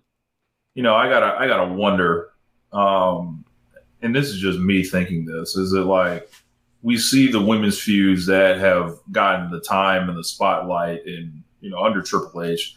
Is it the fact that like you can't do a Liv Morgan and Rhea Ripley style storyline with Bianca because we know who she's with, that she can't get in these positions? Like you can't do some over sexualized like storyline with Bianca Belair. So, like, she's been moved out to the side, essentially. Well, there's two lines of thought on that. There is obviously what you're alluding to, where like they do not want or maybe Triple H does not want to do the taboo or the white guy is booking a storyline of a white guy and a black guy and a white woman having an affair, and then there's also the part where it's also like, I lost track of what I was saying. What was the other thing I was going to say? I'm sorry, I just lost it. Sorry. Go ahead, Rich. Yeah, but like, is it all right? Is it like because we see how? Oh, sorry, I got it. Yeah, go ahead. Also, the part where like, hey man, the history of pro wrestling says, hey, if you are a couple or a relationship, do not do an angle like that because someone's going to fucking having an affair. There's also that part too. Yeah. Yeah. So like, gotta be careful with that. Cause remember when Cody and Brady were doing that shit on AEW and like, nah man, cut that shit. Nope, don't do it. You're gonna lose you're gonna fuck around and fuck around. Don't do it. So it's like, has she been moved because they're in favor of like these, you know, very sexual storylines and stuff like that, which I don't recall Bianca ever doing anything like that. So, I don't know, man. It's just, I think there are a lot of questions to ask about the usage of black wrestlers in WWE. Absolutely. And just like there should still be happening in AEW. Just right now, AEW is doing it better right now. And like that was always the thing. Both these companies people were just horrified at all times about this, but one was doing it better at a certain time than the other, so one got the benefit of the doubt more than the other. At one point, WWE was doing it better. Now AEW is doing it better, so therefore now WWE should get more of the criticism. That's how this works. people Neither one of these companies horrified. are great at this necessarily. Look, people are horrified at the thought of the question of it. The jokes that you've got to take during this, the scorn, like the actual thoughtful stuff that people can draw the parallels for. It's like these people did not handle this well. When a lot of people pointed this out, like myself and Lyric largely came to the same point. They're showing up to Atlanta, Georgia, and decided no black men were suitable to wrestle tonight, nor black women at all, right? But they can host. You know, we can send y'all out there. I guess they call that Southern hospitality. Oh my God. You like that bar, don't you? Amazing. I actually listened to Players Ball the other day too, so yeah. and that people line right there for you. So it came out, the Lucha Brothers, or at least Ray Phoenix, I think, is getting time added on his contract. There were other reports, like I think Penta may be a part of this. A lot of people were being like, hey, Conan, you see what you done did? What did Conan do? You got to fill me in. I saw people like tweeting about Conan all weekend, but I didn't see what happened exactly. It was like, you know, he's basically talked a lot of noise, talking about like what goes around comes around with Tony Khan. He's basically was essentially like handing them off, it was like he was getting looked at as like a go-between between like to avoid tampering. Yeah. Okay. And then that happens in wrestling. It happens. And then, there are rumors that Penta was, bragging in the locker room, yeah, I'm going to be working with Cody for the title as soon as I get there, or some shit. I don't know if it's true or not. I hope that's not the case. Let me put that out there. That's poor form if that were to happen. And that don't seem like something Penta would do, because we've never heard Penta. We ain't never heard no crazy shit like that from Penta ever. So, to my knowledge. Not on the American side. The last time I saw Ray Phoenix was his match against Will Ospreay. There was a whole thing about them allegedly negotiating with WWE before, so that's why Pentagon did those tweets where he's talking about my president is AEW and all this other stuff like that. Mm-hmm. So that was like damage control, but it got put out now that Phoenix is getting the time added because I think Penta from the elbow thing. It could have been it. Ray Phoenix has gotten injured 7 different times. I know, but the one he was out for a long time was a gruesome elbow injury in that tag match against Jurassic Express. So, people were theorizing Penta would send those tweets out in hopes that Phoenix wouldn't get the stuff added on. I think Penta got added time, but his wasn't as much. Right.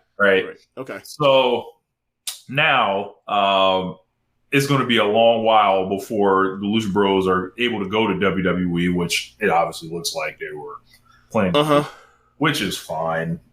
Now, I mean, I guess to you, it's fine that they have free will. Sure. Do I want them in WWE as opposed to AEW? No. I like watching Lucha Bros. They're one of my favorite acts. Yeah. I'm going to watch less. I'm going to see them less now that they're in WWE. That's just how that works.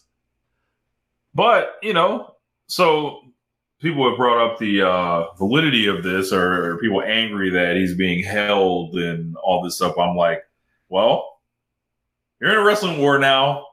It seems like the Conan thing kind of shook the salt shaker on this. Tony Khan, when people leave Tony Khan's company, he normally kind of sends them out in a high profile way. Look what he's doing with Daniel Garcia right now, possibly. Yeah. Jade, Cody, Andrade. So if this is the one where he plays it, yeah, we're gonna stick to what it say on the paper. I hope Phoenix is ready to wrestle for the next year. Because if we don't see him and he's just fuck this, I'm going home, then it's all right. Is it going to be another Stark situation, is what you're saying? Is it you don't want to do a job for anyone? Right. Is it that? Is it what is it? I don't know. Yeah. It sucks that it's going to play out this way. I don't know, man. I'm kind of torn on this thing because it's all right. My Phoenix Ricochet match.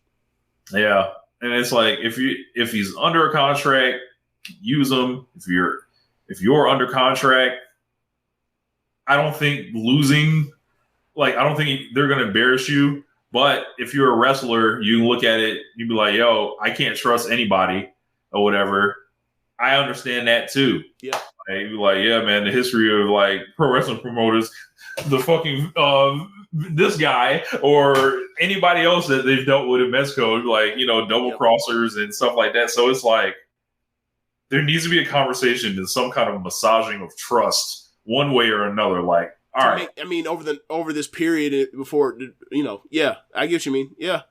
Well, I would ask them to wrestle the Young Bucks one more time, just like they're saying in the comments, and be like, "Yo, put the Young Bucks over, and then like we'll reevaluate it from there."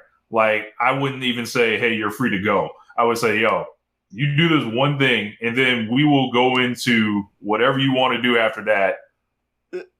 Fresh slate. The thing for me when it comes to these situations, this was WWE too as well. Like when they add time, it's like, and you want to get out, what incentive does the wrestler have to actually give their best effort? You know what I mean? Yeah. Other than like, hey, I'm going to go out with my homeboy in a blaze of glory. What incentive do they have because for them to like actually give their best and not just loaf and make sure they don't get hurt and get the fuck out? Because it's a real thing. If you got hurt before, chances are you're going to get hurt again. One thing I will mention about this that I thought was hilarious and, you know, unfortunate because, like, this person seems, he's a good, everyone loves him. Everyone loves him. But someone made a joke, like, if the Lucha Bros are stuck for another 9 months and then like, Tony Khan gonna own Adam Cole till he's dead, I was like, God damn. Yeah. Damn. That's wild. You might got a point, but damn, you ain't have to say it like that.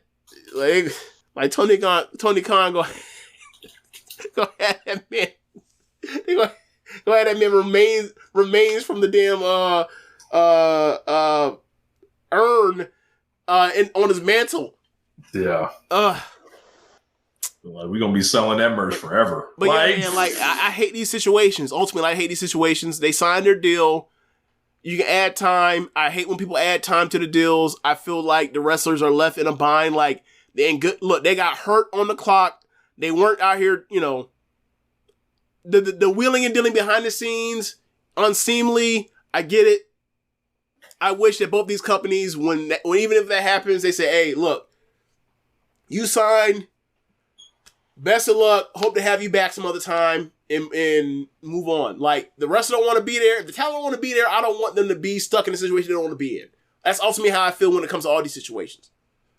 Because outside of crazy fucking pro wrestling in sports, where, oh, you don't want to be here anymore, we'll franchise you. Everybody is like, look, man, end of the contract, you get to leave of your own free will. Yeah. Like, look, the biggest star on the movie set, once off the movie set, he's off the movie set. Or she's off the movie set. That's how that works. So I'm going to do something I've never done in the history of One Nation Radio. Okay. All right. This better not be no crazy shit, Nope. Rich. I just have to use the restroom. So we'll just, if you can entertain the people, then I will go on. I will turn the camera off, and I'll be right back. See, now I gotta ask you now. Like, do you need 5 minutes or do you need 15 minutes? You'll never know. Oh my God, they don't know. What you mean? Oh, this man done left me out here by myself to talk. I don't even know what the fuck to talk about. Hold on, let me look at his show sheet to see what he had on here for me to talk about. Oh, man. Depending on how there's nothing left on the show sheet. Hold on. Karl Anthony Towns trade. Hold on. The Vince Doc, we gotta talk about that. Bad Blood Discourse, talked about that.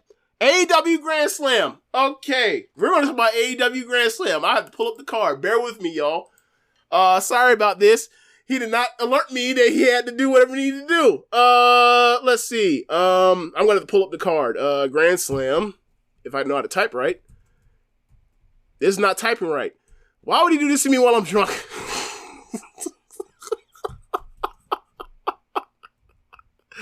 Hey man, y'all need to get y'all homeboy. I know I said y'all homeboy like I'm not his homeboy.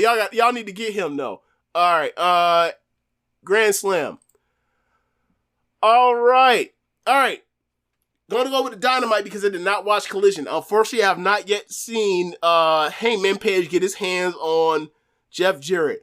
But best believe, like once I get past this Vince documentary, I will be watching Hangman Page get his hands on Jeff Jarrett. And one thing that I'm hoping for, I don't know, I'm unspoiled on all of it. One thing I am hoping for is he retires that man and he says, hey, your nickname was the last outlaw? Give me that. I am not the last outlaw of professional wrestling. I play by my own rules. Your rules are no longer needed. King of Rocks, go to hell. I ended your career. Drop you with a dead eye. Hit that man with the what do you call it? The barbed wire deal, the lariat, and get him out of here. All right, so anyway, Bryan Danielson versus Nigel McGuinness singles match. They have McGuinness comes out, gets to the ring. Then they play Danielson's early music, his Flight of Valkyries music. Doesn't come out. Then they do the gimmick where Nigel McGuinness says, I want the ref to award me the match, or I don't remember if it was award me the match or count him out with a 10-fall. And then, next thing you know, final countdown plays. Danielson comes out. They have the match. I thought this was a great match. I gave this 4 flat stars. There are a lot of things that happened in this match where I was impressed while also noting, the thing I was impressed by was like, this is a great match. And the same thing is when it happened at All Out or All In. You can clearly tell that Nigel is not the wrestler he used to be, but he still is a talented performer, which means that like he was fucking awesome back in the day. And the things that I've heard about him in his past are true. He was fucking incredible. He's just, ring rust, 13 years off. It happens. But still, it's a great match nonetheless. They did the SummerSlam 92 spot where, with Bret Hart and Dave Boy Smith, where they're both on the ground and the more known technical wrestler puts him into submission. And yeah, ultimately, Nigel says, fuck you or thank you. I can't remember which one. I think they blamed it, so I'm assuming it's fuck you. And then he tapped out. I thought it was a great match. Really glad to have seen this match. Wish they had gave it, more time to breathe for a better build, to build up the Nigel McGuinness, the anticipation of this kind of thing. Obviously, they had Nigel on commentary for years, running down Danielson for years, being, in my opinion, the best color commentator in the business. But I would have liked a little bit more. I think the setting, putting in the opener, takes a lot of pressure off of Danielson and Nigel as opposed to making it the main event. And I thought, for 18 minutes, it's entertained the hell out of me. And it makes me want to go back and watch their earlier matches when they were both, in their prime. Honestly. Because obviously I see this match and impressed, and I'm like, yo, whatever they did, all the stuff I've heard from people like Josh Smith from Keepin It Strong Style, I think it's, it probably lives up to that kind of esteem. So then we get Hook versus Roderick Strong for the FTW Championship. Hook ends up winning 9 minutes. Did not need to go 9 minutes. This match pretty much is Roderick trying to carry this dude. It's okay. Rich, you there? Okay. All right. Continuing on. All right. So heard some murmuring in the background. So anyway, after the match, Hook then gets out the ring, goes by the ringside area or by the announcer area and says, "Hey, I'm retiring the FTW match or title." Hands it over to his dad. They hug. Taz has tears, tough tears. He's in a leather jacket. He didn't show emotion. He just covered, he just wiped it from his eyes. Real thugs don't they don't emote. It's almost like Native American when they see trash, that trope, like just, thug tears. So, I feel like Tupac would have made a song called Thug Tears. But anyway, nonetheless, move on. next match after that. Now, I'm not going through the... I'm back. Okay, you're back. Rich, we are in the middle of... God damn it. What's up, y'all? This motherfucking guy. All right, Rich, what lucha match is that you wearing? Blue Panther. For those that are listening to the podcast, audio form only, Rich is donned the Blue Panther mask. Do you mean to tell me that you left just to do this? No, I thought it'd be just funny to come back on wearing it. You should just say yes as opposed to being like, nah, I also need to put this on to give you an excuse. Like I was trying to give you a save as opposed to like, hey man, your Gus is bubbling. But no, you just can't do that. No, because like, I feel it's a proud moment for me, after a 12-year streak has come to an end on this show. This is commendable. This is way more impressive than the Undertaker streak at WrestleMania 30. All right, so my fake matches for 20 now here's my thing, right? You said this is a streak. I've never even thought about this as a streak because look, my streak must still be intact. So, like, look, man, I never really thought of it, but like, whatever, man. Like, so what do you? All right, I don't know what to do. I don't know what to do. We got the mask on. We're gonna continue. Yep. We're gonna continue. And, it's not too different from like the Christmas episode we did last year, where you had the Santa Claus AI thing, the Santa Claus beard over your face. So we're just gonna continue. We're gonna rock it out. And whenever people make sure you get your gifts, take your steals, so you can put this. It's for memory. Obviously he did this for the jokes. So give him the attention he craves.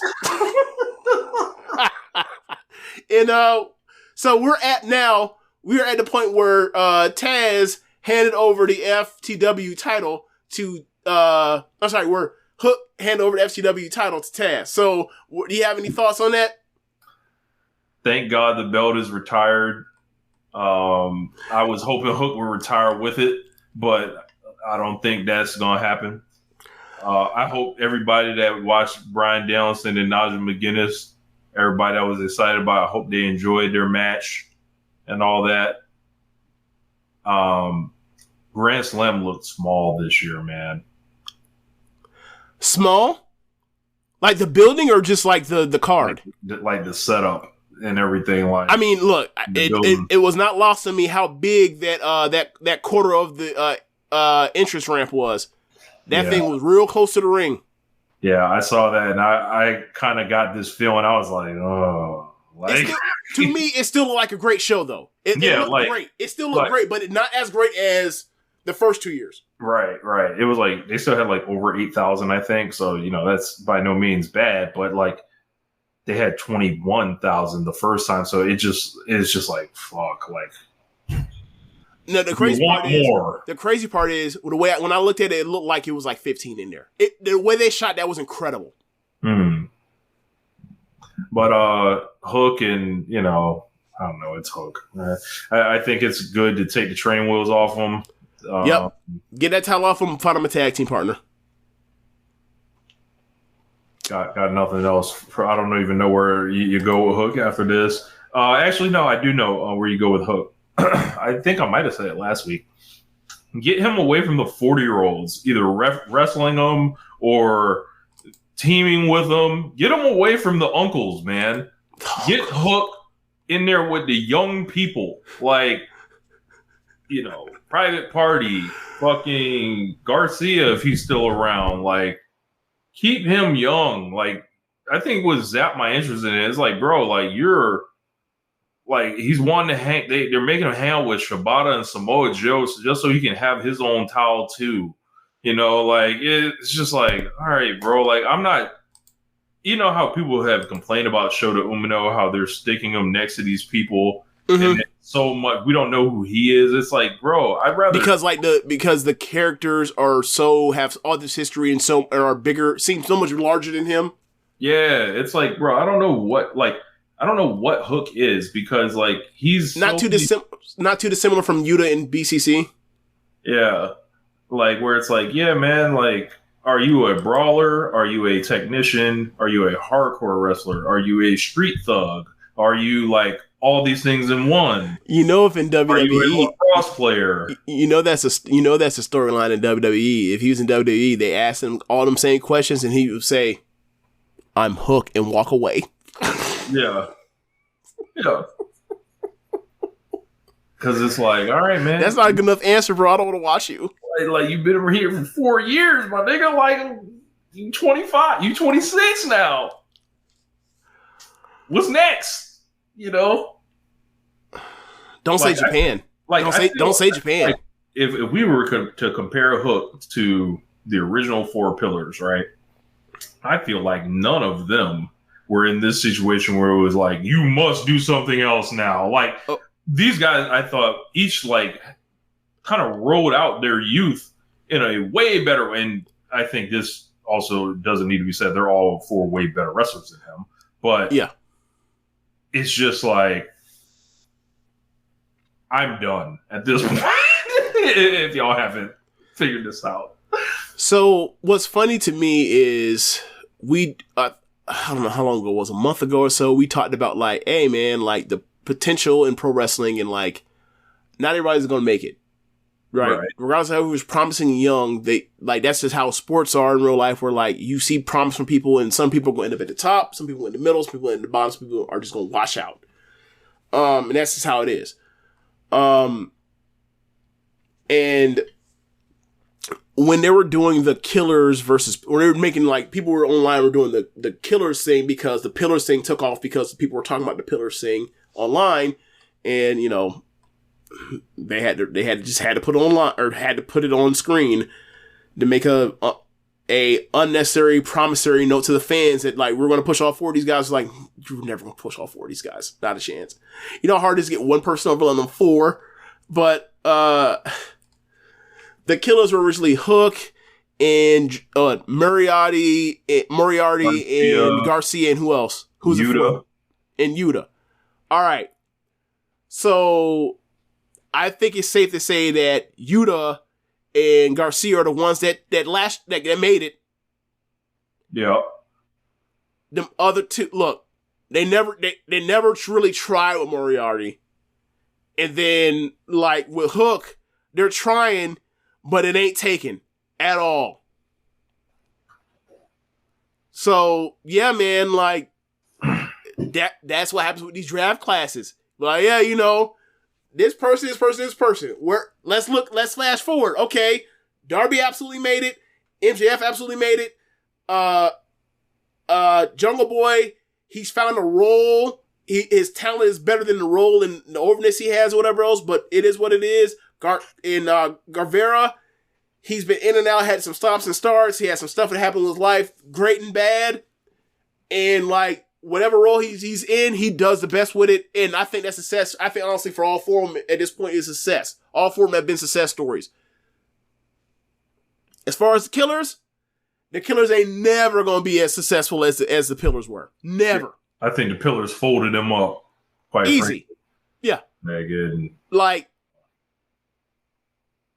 if I you know, quite honestly, like if Hook ends up with a career as good as Guevara, and I think Guevara's 4th in this, if he ends up with a career as good as Guevara, I think that's ultimately be like, wow. I would have to come on this show and do a lot of apologizing to Hook. Absolutely. If that ends up the case. Absolutely. At this point, absolutely. However, it looks like I'll never have to do that, James. Right. I agree with you. But yeah, I think Garcia and Yuta got it. And this storyline with Yuta is gonna work. I don't know. I don't even know I just have the faith in all the history they got, the talent, and you know, the people and what they've done over the years. I trust that they know that like this is gonna be the thing for him. So yeah, whatever that role is gonna be, he's gonna be somebody they're gonna do something with. And Garcia's made, man, whether he ends up wherever he ends up. I hope he don't end up, like I said, same thing with Lucha Bros. Yeah. I like him. I don't want to see him over there because that means I see him less. But by whatever. the day, it's looking like he's going to head across the road. And, you know, I always thought the guy would end up a superstar. And I don't know. Hopefully he does still.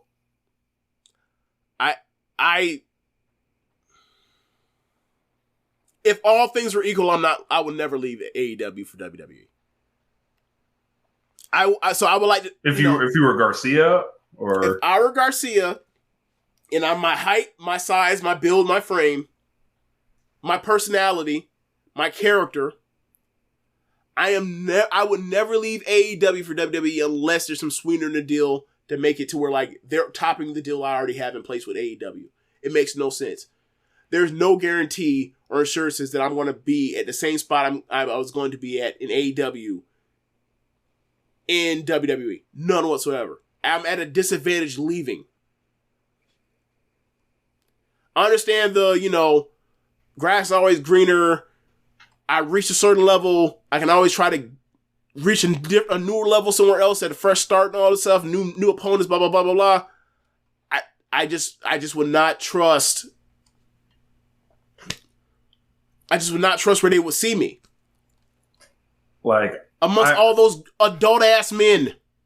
Yeah, because we talk about the clogged nature of AEW, right?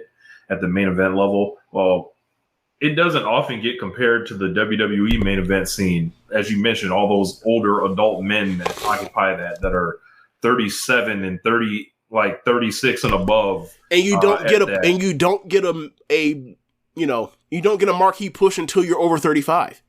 And then, when the final boss decides to drop in too, you also get moved around. Then or Steve Austin. When Steve Austin comes, you get moved around. Then when CM Punk shows up in his mid-40s, you get moved around. Or Rey Mysterio wrestles that month. Yeah.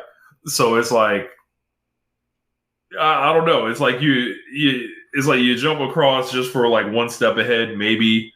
This is something people do in their regular lives. They leave one job for the raise or whatever for another one. Yeah. That's cool. If he wants to leave, and go to WWE, it would stink to see him go. But, these guys are, this is a Northeast guy. Let's keep this in mind. House of Glory, right? Nah, I don't think he went in House of Glory? Nah, I think he was more upstate New York. I think he got trained by the Blade, I think. Okay. I figured that he made them trips. That's all. I'm sure he did. No, I figured he made them trips because, because House of Glory has a school too. The MJF stuff, the friendship with Private Party. I figured that they all linked up via House of Glory. That's all. Gotcha. But yeah, hopefully the guy gets whatever's coming to him because he's great. Yeah, I enjoy his stuff a lot. Yep, same here. But I will say, as much as I like him, if he's taking his ass to CW, I will not be watching. I would not be following on that journey unless I hear some great word of mouth about a match. Say, hey, there's some shit they got, an 8 on Cage match or whatever else, or someone telling me to check it out. Not really happening. I'm gonna have to catch him on YouTube, and that sucks because hey. You know who else gonna be on CW? Julia. And I love Julia. I was one of the few people on the internet back in 2019 when she made the trade, and they were calling her, the snake and all that kind of shit, and making all them jokes. I was the one to say, "Hey, Rich, I watched her title match with Maya Yuki. She got some. She's super physical. I'm trusting her. I believe in her, and now she about to be on CW. She nerfed. I don't want to. I hate this. She's nerfed. She's now using a suplex is down there as a finish, not no Northern Lights bomb. Yeah, it ain't no Northern Lights bomb. It is not. It is not. That knee not kneeing no more. Forget the closed fist punches. That ain't happening. Forget the shoot headbutts. That ain't happening. Forget the neck drops. Forget the suplexes onto chairs from horizontal ramps. What we have next on the show? Oh, yes, we'll move on. Yes, AEW World Tag Team Title match: the Young Bucks versus the United Empire in a way. Will Ospreay and Kyle Fletcher. Rich, we all knew this match was finna go the fuck off. It went the fuck off. What else you expect me to say? Don't that outrunner shit sound dumb as hell at this point? I mean, yeah. No, look, no disrespect to them. They gonna get they due. Like, the crowd likes them in due time, but like for That's now, not this. I want to see the Young Bucks. I want to see the Young Bucks have a killer match with two other guys they can have a killer match with. You know, like when Aussie Open first came over, when they started doing United Empire and trio stuff with the Elite, when it was Kenny Omega and the Young Bucks, that was the thing. It's like, all right, the perfect tag team for the Young Bucks to face is Aussie Open, because I saw Aussie Open versus oh my god, the small Aussie team, Velocities, yes, and it was like, yes, that's the perfect team for them, and it hasn't happened yet because Mark Davis's knee, and like we got another match that's similar, where it's like you just take out Mark Davis, you put in Ospreay, the best in-ring worker in the world, and they had an awesome fucking match, and like, hey, you know, as much as we've been bitching and complaining about the Young Bucks and their motivation, you want to pull up their cage match and you want to look at their top matches. Hey man, they kind of are the best tag team in the world still. Because you know this is at worst their second best match, and you know the best match is maybe the best match in the year in the company with fucking Sting's retirement match, where Darby almost bled out. So yeah, man. This was sensational. Just awesome incredible sequences and counters and all the stuff that I hope made people pull their brains out, that made people, the nudging at the camera people. I hope all of that. Hold on, Dave Meltzer. You said people pulling their brains out. What's she talking about? Well, yeah. I hope they pull their brains out. No. I'm getting my Shibata Dave Meltzer joke. Yeah. Hold on. Go ahead, Rich. You know, I hope they pulled their hair out, all that. Like, I saw this, I was like, yes, this is AEW. It's awesome. Oh my god, they're nudging and winking at the fans. Yeah. I'm gonna start doing that now. Whenever the match go crazy, I look, I'm like, oh my god, they're nudging and winking at the fans.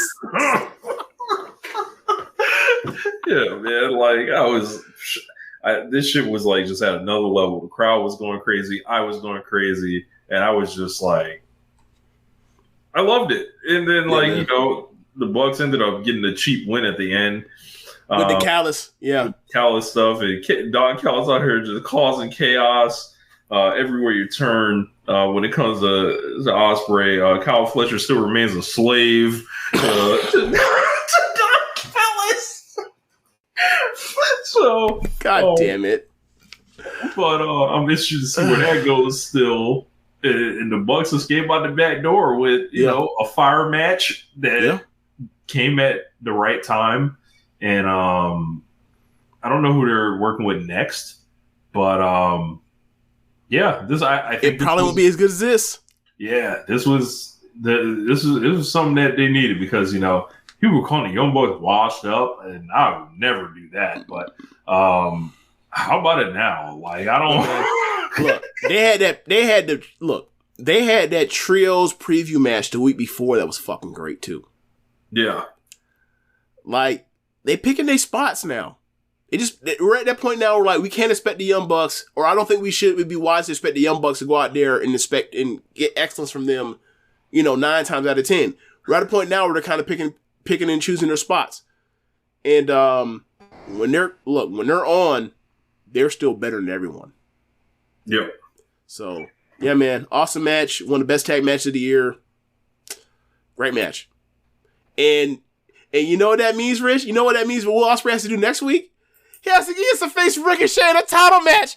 Bro. Ospreay and Ricochet. Did you watch the sit down they did? Bro, this man is finna handstand moon. This man finna moonwalk with his hands to best. Most outstanding. Yeah. Yeah. It's a filthy cage match. It's a filthy match guide. I'm not saying there are other people that are worthy, but I think he has separated himself in a year where I think there are a few people that are having some of the best wrestlers of the era having their best years. I think he has separated himself. And this is now, how many years in a row when he's been healthy where he's been the best in-ring performer? It's crazy now. Like 2019, right? It started 19, then. 20, or not 2020 is when he had the neck injury. 21, 22, 23, yeah, bro. He's I can't wait for people to pull out their 17. I mean, this already happened. People lose mind, but like when it gets to that point where people start having that critical mass, where he breaks people's backs and like everyone just says it offhand, like people gonna have to come up with a 17 paragraph 4 picture dissertation for why Ospreay is not one of the greatest pro wrestlers of all time, and it's like, hey man, I ain't trying to hear that shit. Get it out of here. Decided. Not trying. I'm sorry, I can't hear you over Shingo Ospreay Best Super Juniors final for 2019. Can't hear you. I cannot hear you over Hiromu versus Will Ospreay at Wrestle Kingdom in 2020. I can't hear you over the final from the G1 between Ospreay and Okada from 2 years ago. I can't hear you, bro. Sorry. Will Ospreay has 30. Excuse me. I need to get this correct. All right. Will Ospreay alone has 22 matches that are over 5 stars from Dave Meltzer. That is just over 5, right? Yeah. He has 42 matches of such nature, 5 stars or above. That's 15 more than the next person. Look, man. He is in an era to do this, but he's absolutely the guy. Like, he's the person that benefits from the era. He's the person that has made his physical gifts and advantages in it, being able to do this in a way that no one has been able to do it, right? And he has the advantage of doing it for all the years he was double dipping between, or the couple years he was double dipping between juniors in heavyweight. What he was doing a couple years ago when he was Kane did the tour in AEW when he's in New Japan and doing the G1s and doing all the indie dates, Rev Pro and all that kind of stuff. I get it. This motherfucker has been in AEW and AEW only this year. For the most part. And he's still the guy. He's just fucking awesome, man. He's a workhorse. He's killing himself in these matches. I still worry about him and Darby as far as like, hey man, I don't know how sustainable this stuff is all is, over the years. Well, not getting, but the matches are fucking captivating, are excellent and exciting and sensational. He's fucking awesome, man. He's awesome. He's awesome. I don't know what else do you want me to say. He's fucking incredible. He's one. If he's not the greatest wrestler as most spectacular wrestler I've ever seen, he's one of them. He's fucking awesome, man. And it's just consistently like this. It's consistently great shit that I see out of him. We're at the point now where we're criticizing matches that are just 4.25. Yeah. Or it went an hour. So it went an hour when there's no need for an hour. So now we have to we have issue with the finish too. So now we have the rack. He's the MJF match at All In 4.25. The match he had that 1 hour, I gave that. I was giving that 5 until the finish. He's nasty, bro. He is just incredible.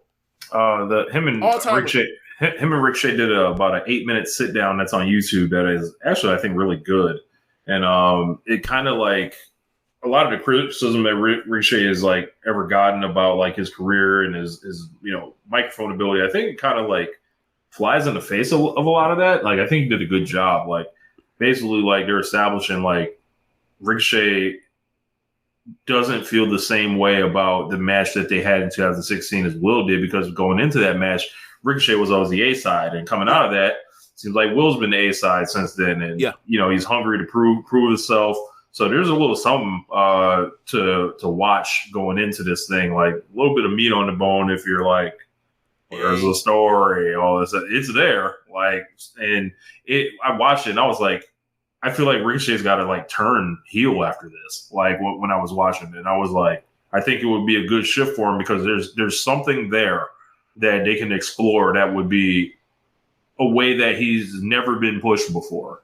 And I'd agree, and it would also, the way his matches have gone, that would make a lot of sense too. Yeah. Like, he's not doing the super high-flying crazy shit. His finisher isn't super flashy. Okay, he's a heel. All right. That wouldn't be a bad idea. What else we got on All this right. show? Mariah May versus Yuka Sakazaki. Rich, you got to. I have a hard time remembering what happened in this match. I totally zoned out on this match. All right, great. We both watch this show. We both do a weekly wrestling podcast, and we both zone out on this thing. Good job by us. Sorry, y'all. We're just going to press skip. Yep. Sorry. Press skip. I will say the backstage thing with Willow and Yuka had me howling. Yuka is saying, "Son of a bitch." She's adorable. She's always been adorable, but it was funny. Like, she always makes me laugh when she cusses. So I believe Willow ended with a standoff with Mariah May, saving her. I think Mina Shirakawa was out there. Yes. At a certain point. They're playing the part where Mina's having a crisis of conscience of what she's going to do dealing with Mariah being an evil person. And it seems like, or not seems like, they're teasing that eventually Willow will step to Mariah, and Mariah is probably the heir apparent for the title. I like all of that. I do like all of that. They just got to get into it. So, but I do like where they're sending the AEW Women's World Title. And then you have the main event, the number one contendership match. Before we do that, we had a major happening. Prince Nana showed up. Oh, yes. Prince Nana showed up, and he was here to basically give us an update on Swerve. Some of the Swerve's not cleared yet, but he's working very hard to come back. And MVP shows up, walks out, fresh haircut, fresh suit as well. And he basically comes out there and cuts a hell of a promo. And essentially, it's like, Swerve Strickland's the greatest wrestler to ever step in this ring in the AEW. High praise on that. He also mentioned, he was like, this guy the guy that beat him for the title is walking around scot-free, smiling, and the guy that burned his house down is walking around here with nothing happening to him and not in the hospital. The bad management, essentially. He's like, while you was out here dancing, shucking and jiving, entertaining these people. It felt all like in the videos. Look, it felt like the 95 Source Awards. Yep. Yep. He shook not at that man. Yeah. And I thought it was quite funny seeing that, like, they're in New York and the Diddy stuff was happening. I was like, this is intentional. There's no way this was not all thought about and put together. I could kind of confirm. Yeah, like that's okay. The 95 Source Awards element is definitely a part of this. And basically he's like, yo, give Swerve my card or whatever. He didn't necessarily have beef with Swerve or anything. No. Now, you mentioned the suit and you mentioned the haircut. And I was like, yeah, Deacon Montel did come out there. So, I think when people see MVP, they assume Bobby Lashley is not far behind. Yep. And I don't think that's unwise. Yeah. So, I would say I think there's a high possibility that is the case. We will have to just see where this thing goes. But I think what's going on. Enjoy the ride? You're telling us to enjoy the ride, Rich? I am. I believe in what's happening. Like, I think there's going to be something here that is, especially at a time, we're looking at AEW right now, and it's like, these people that are very important, what are we spinning them into that define this summer? I think this is going to be worthwhile. I'm not all the way filled in on this. I'm just giving it to y'all as straight as I can. I think this is going to be fun. I think that people like Swerve and Hangman have built a level of trust in what they're going to do going forward. I really do. If not them, who do you trust? So And the reason why I said the whole thing of like take a leap of faith and enjoy the ride is because like, in the sense of earlier today, Samantha Irvine was on Twitter, at this, replying to the suggestion that people were like upset that they were doing a big show in Atlanta without any black wrestlers wrestling on the card. And she was saying like, why don't people just enjoy the ride? And I was like, because you've built no faith in people, that they're going to enjoy this ride. With people like Swerve and Heyman Page, they have built faith in people to where they feel like they can trust that they will enjoy the ride they're being taken on. There's a difference. They have credibility with their fan base, or they've earned the benefit of the doubt. And WWE has lost the benefit of the doubt over the last year and change when it comes to black wrestlers. That's how it's worked. It's a what have you done for me business. Yeah, and look, and they for sure like it's about to, normally I would say the chickens are coming home to roost or something like nah, like literally it's gonna come to like you had the opportunity, it walks out your door and it just goes in someone else's. Like it's about to happen. As much as I can say, it's about to happen. So okay, yeah, big feud set up here, I think.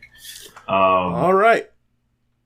Then the main event. Yes, the main event. Number one contendership match because Darby Allin's a dumbass.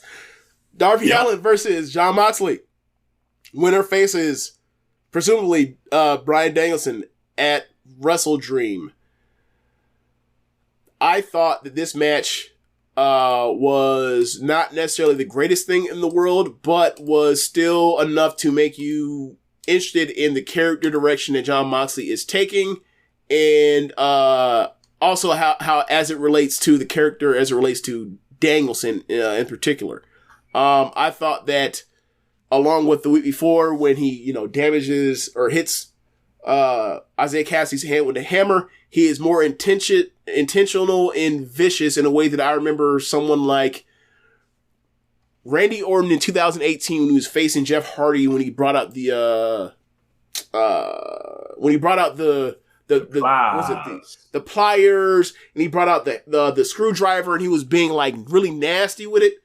That sounds crazy in a Vince McMahon production at this stage in the game, but you get my point. Like he's like almost like a serial killer in that kind of way. Like Moxley is just murdering. He's finding new inventive ways to murder and torture Darby into getting Darby to quit. He doesn't actually want to necessarily beat Darby. It's more like, hey man, I've beaten you so bad that you're done, and I kind of like you. And if you were someone else, I probably would have just pinned you by now. But I'm giving you a chance to take the out, and Darby won't take it. And ultimately, Darby fights back, ultimately leading to them on the top rope. Darby tries for a move, and then Moxley hits him with top rope, not dirty deeds. Death Rider. Yeah, Death Rider / whatever they call it in AEW, and gets the win. In similar fashion to a previous match they've had. I think the second match they had. And man, like a lot of the closing sequences was chapters of like literal 1-for-1 copies of matches they had before. Yeah. So yeah, like I think I really like the match. Okay. This was okay. I would stop short of saying it's great. I say it's very good. Yeah. This was okay. I think I was so shell shocked on what was happening to Darby Allin. Like he's looked like this much of a dumbass. He's got to lose the match and get moved out the way. It's like, just how about it? Just like, especially like when we're talking about selling tickets and trying to get people hot, like, why does he have to go through this bullshit essentially before the push? It's like, just fucking push him. Like, how about we try that? That's what I think needs to happen with this guy. But I think they're trying to transfer the heat. Yeah. I think they're trying to, or they're going to have Moxley. It was originally, I think, you were talking about it earlier in the year. There were whispers of there's going to be he's going to take the belt off Danielson. Then you do the retirement stipulation. So now you have Moxley get the heat from retiring Danielson. They can have the final match. Danielson never ever beats Moxley in their 3 match series in AEW. You have Moxley back on top again. You have him as a 4th-time champion. People will be upset about him being a 4th-time champion when there's never been another 2nd-time champion. Besides Punk. And then like he's a heel. He has overwhelmingly heel faction that doesn't is brolic and is beating the hell out of people. and then you have an underdog coming for it. And I think like the whole point is like Moxley makes more sense to put over Darby in that way with the transitive stuff. It's almost like the idea in a similar fashion, like we're going to, but don't fuck it up where you're having Goldberg beat Brock Lesnar, but it's like the person that breaks the streak is going to have heat and will have Roman Reigns beat him. We won't have Goldberg beat him first, but we'll have Roman Reigns beat him. It's like the same thing. Like we're going to have the motherfucker that retired Danielson as a heel. He'll have heat, be the champion. He'll have 4 reigns. People will be sick of it in a way. And he will take that to Darby, and Darby be the biggest underdog or whatever else. And he'll finally get his big win over Moxley, and people will, it could be Revolution. It'll be a full year since Sting retired. They have Sting come out. They can drop the confetti. It'd be great. All that kind of stuff. This is all the stuff I foresee, and I have faith in them doing it. But nonetheless, I agree with you that it is a bit of a bummer that it's like he beat him again. Yeah, it's very similar to like when he couldn't when Darby lost to Cody with a tilt. That time it's like, I know he's chasing the win. I get it. I want him to beat this guy so fucking bad. So yeah, I'm with you. I'm with you in that instance. I get it. I gotta wait for the bigger payoff. But damn it, I really want to see this guy beat him. And I hate that I want to see him beat him. And now you're going to make it drag it out even longer. And then there was just the fact that he looked so dumb. Like, yeah. Hey, Rich. So. Because I keep saying about this, I'm never gonna let this shit go. It's Darby Gargano, and this is Wile E. Coyote moment. Nah, because like he still ended up, he lost on his own volition and he got beat. Like this nigga Johnny Gargano on the stage. I meant the dumbass factor. Like there was no reason for you to give him this match. You gave him the match, saying you had no reason to run off the stage. Why do you run off the stage, fool? Oh man, yeah. I didn't think Moxley was like spectacular or anything. I still feel like I don't have any more of an answer on his style than going into the match. It's just like they kind of just had a match, and this was kind of designed to push something forward and then get to the post match. Yeah. What do you think of Danielson coming out there with that tie? That was hilarious. I fucking howled, bro.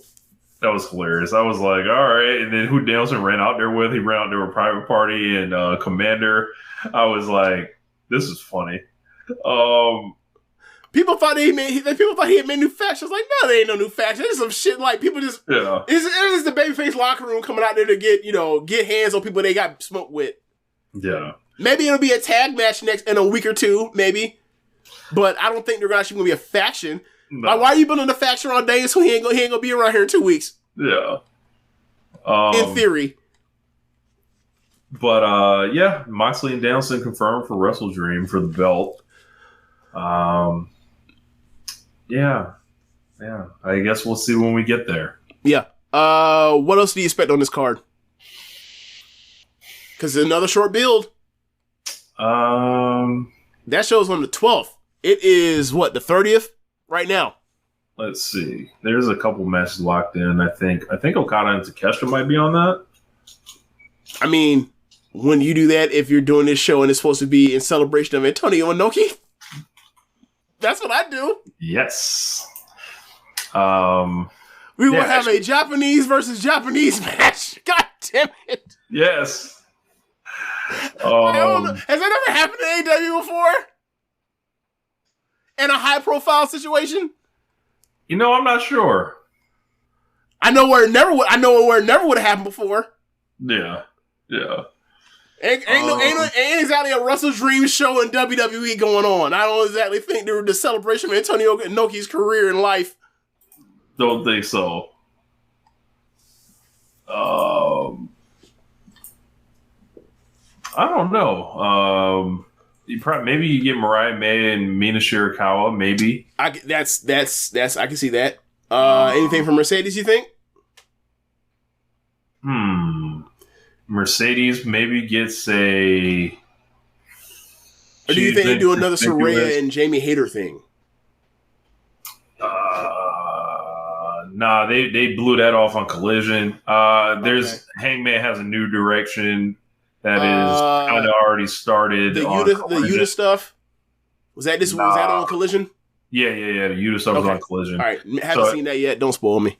Hangman Page kind of ended up getting into it with the Bang Bang Gang. That leads me to think we're looking at Hangman Page and Jay White.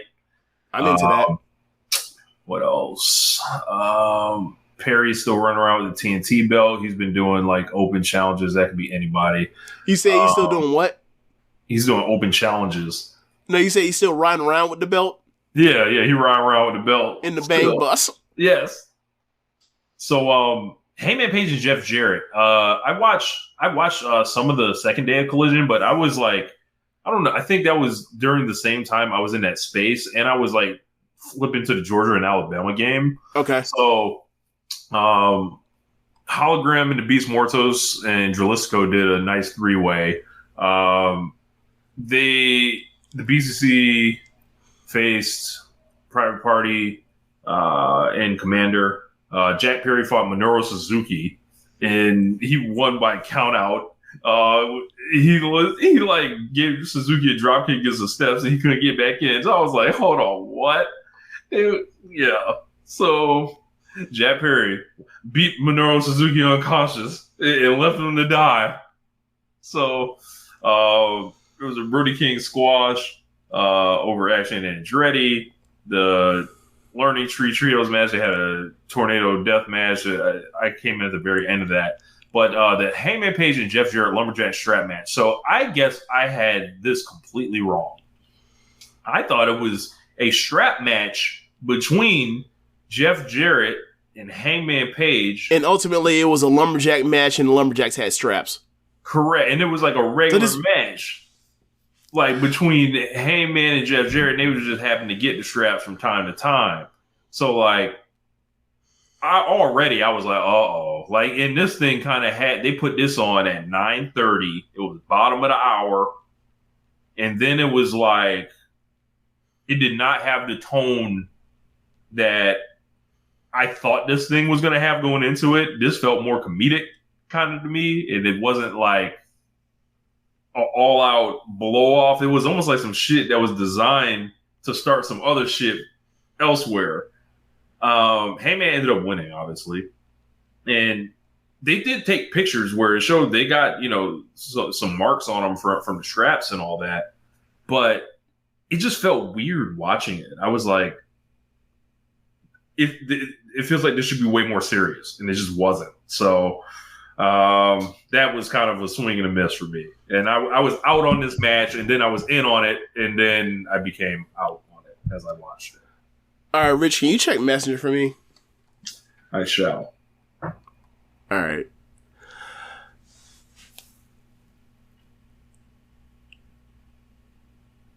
God damn it.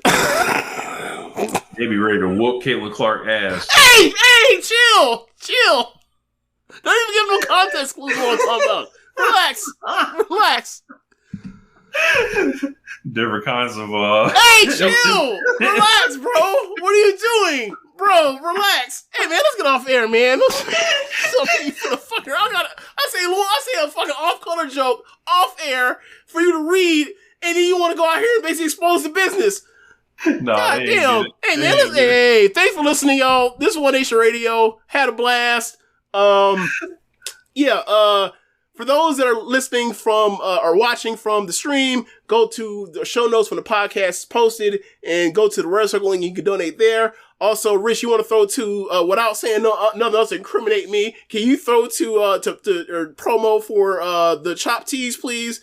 And I can take the reins right back for you and get out the air for you. Fuck around, please. Chop-Tees. If you like a One Nation Radio shirt, there's a One Nation Radio section, or you can support any of our great shows or the network itself.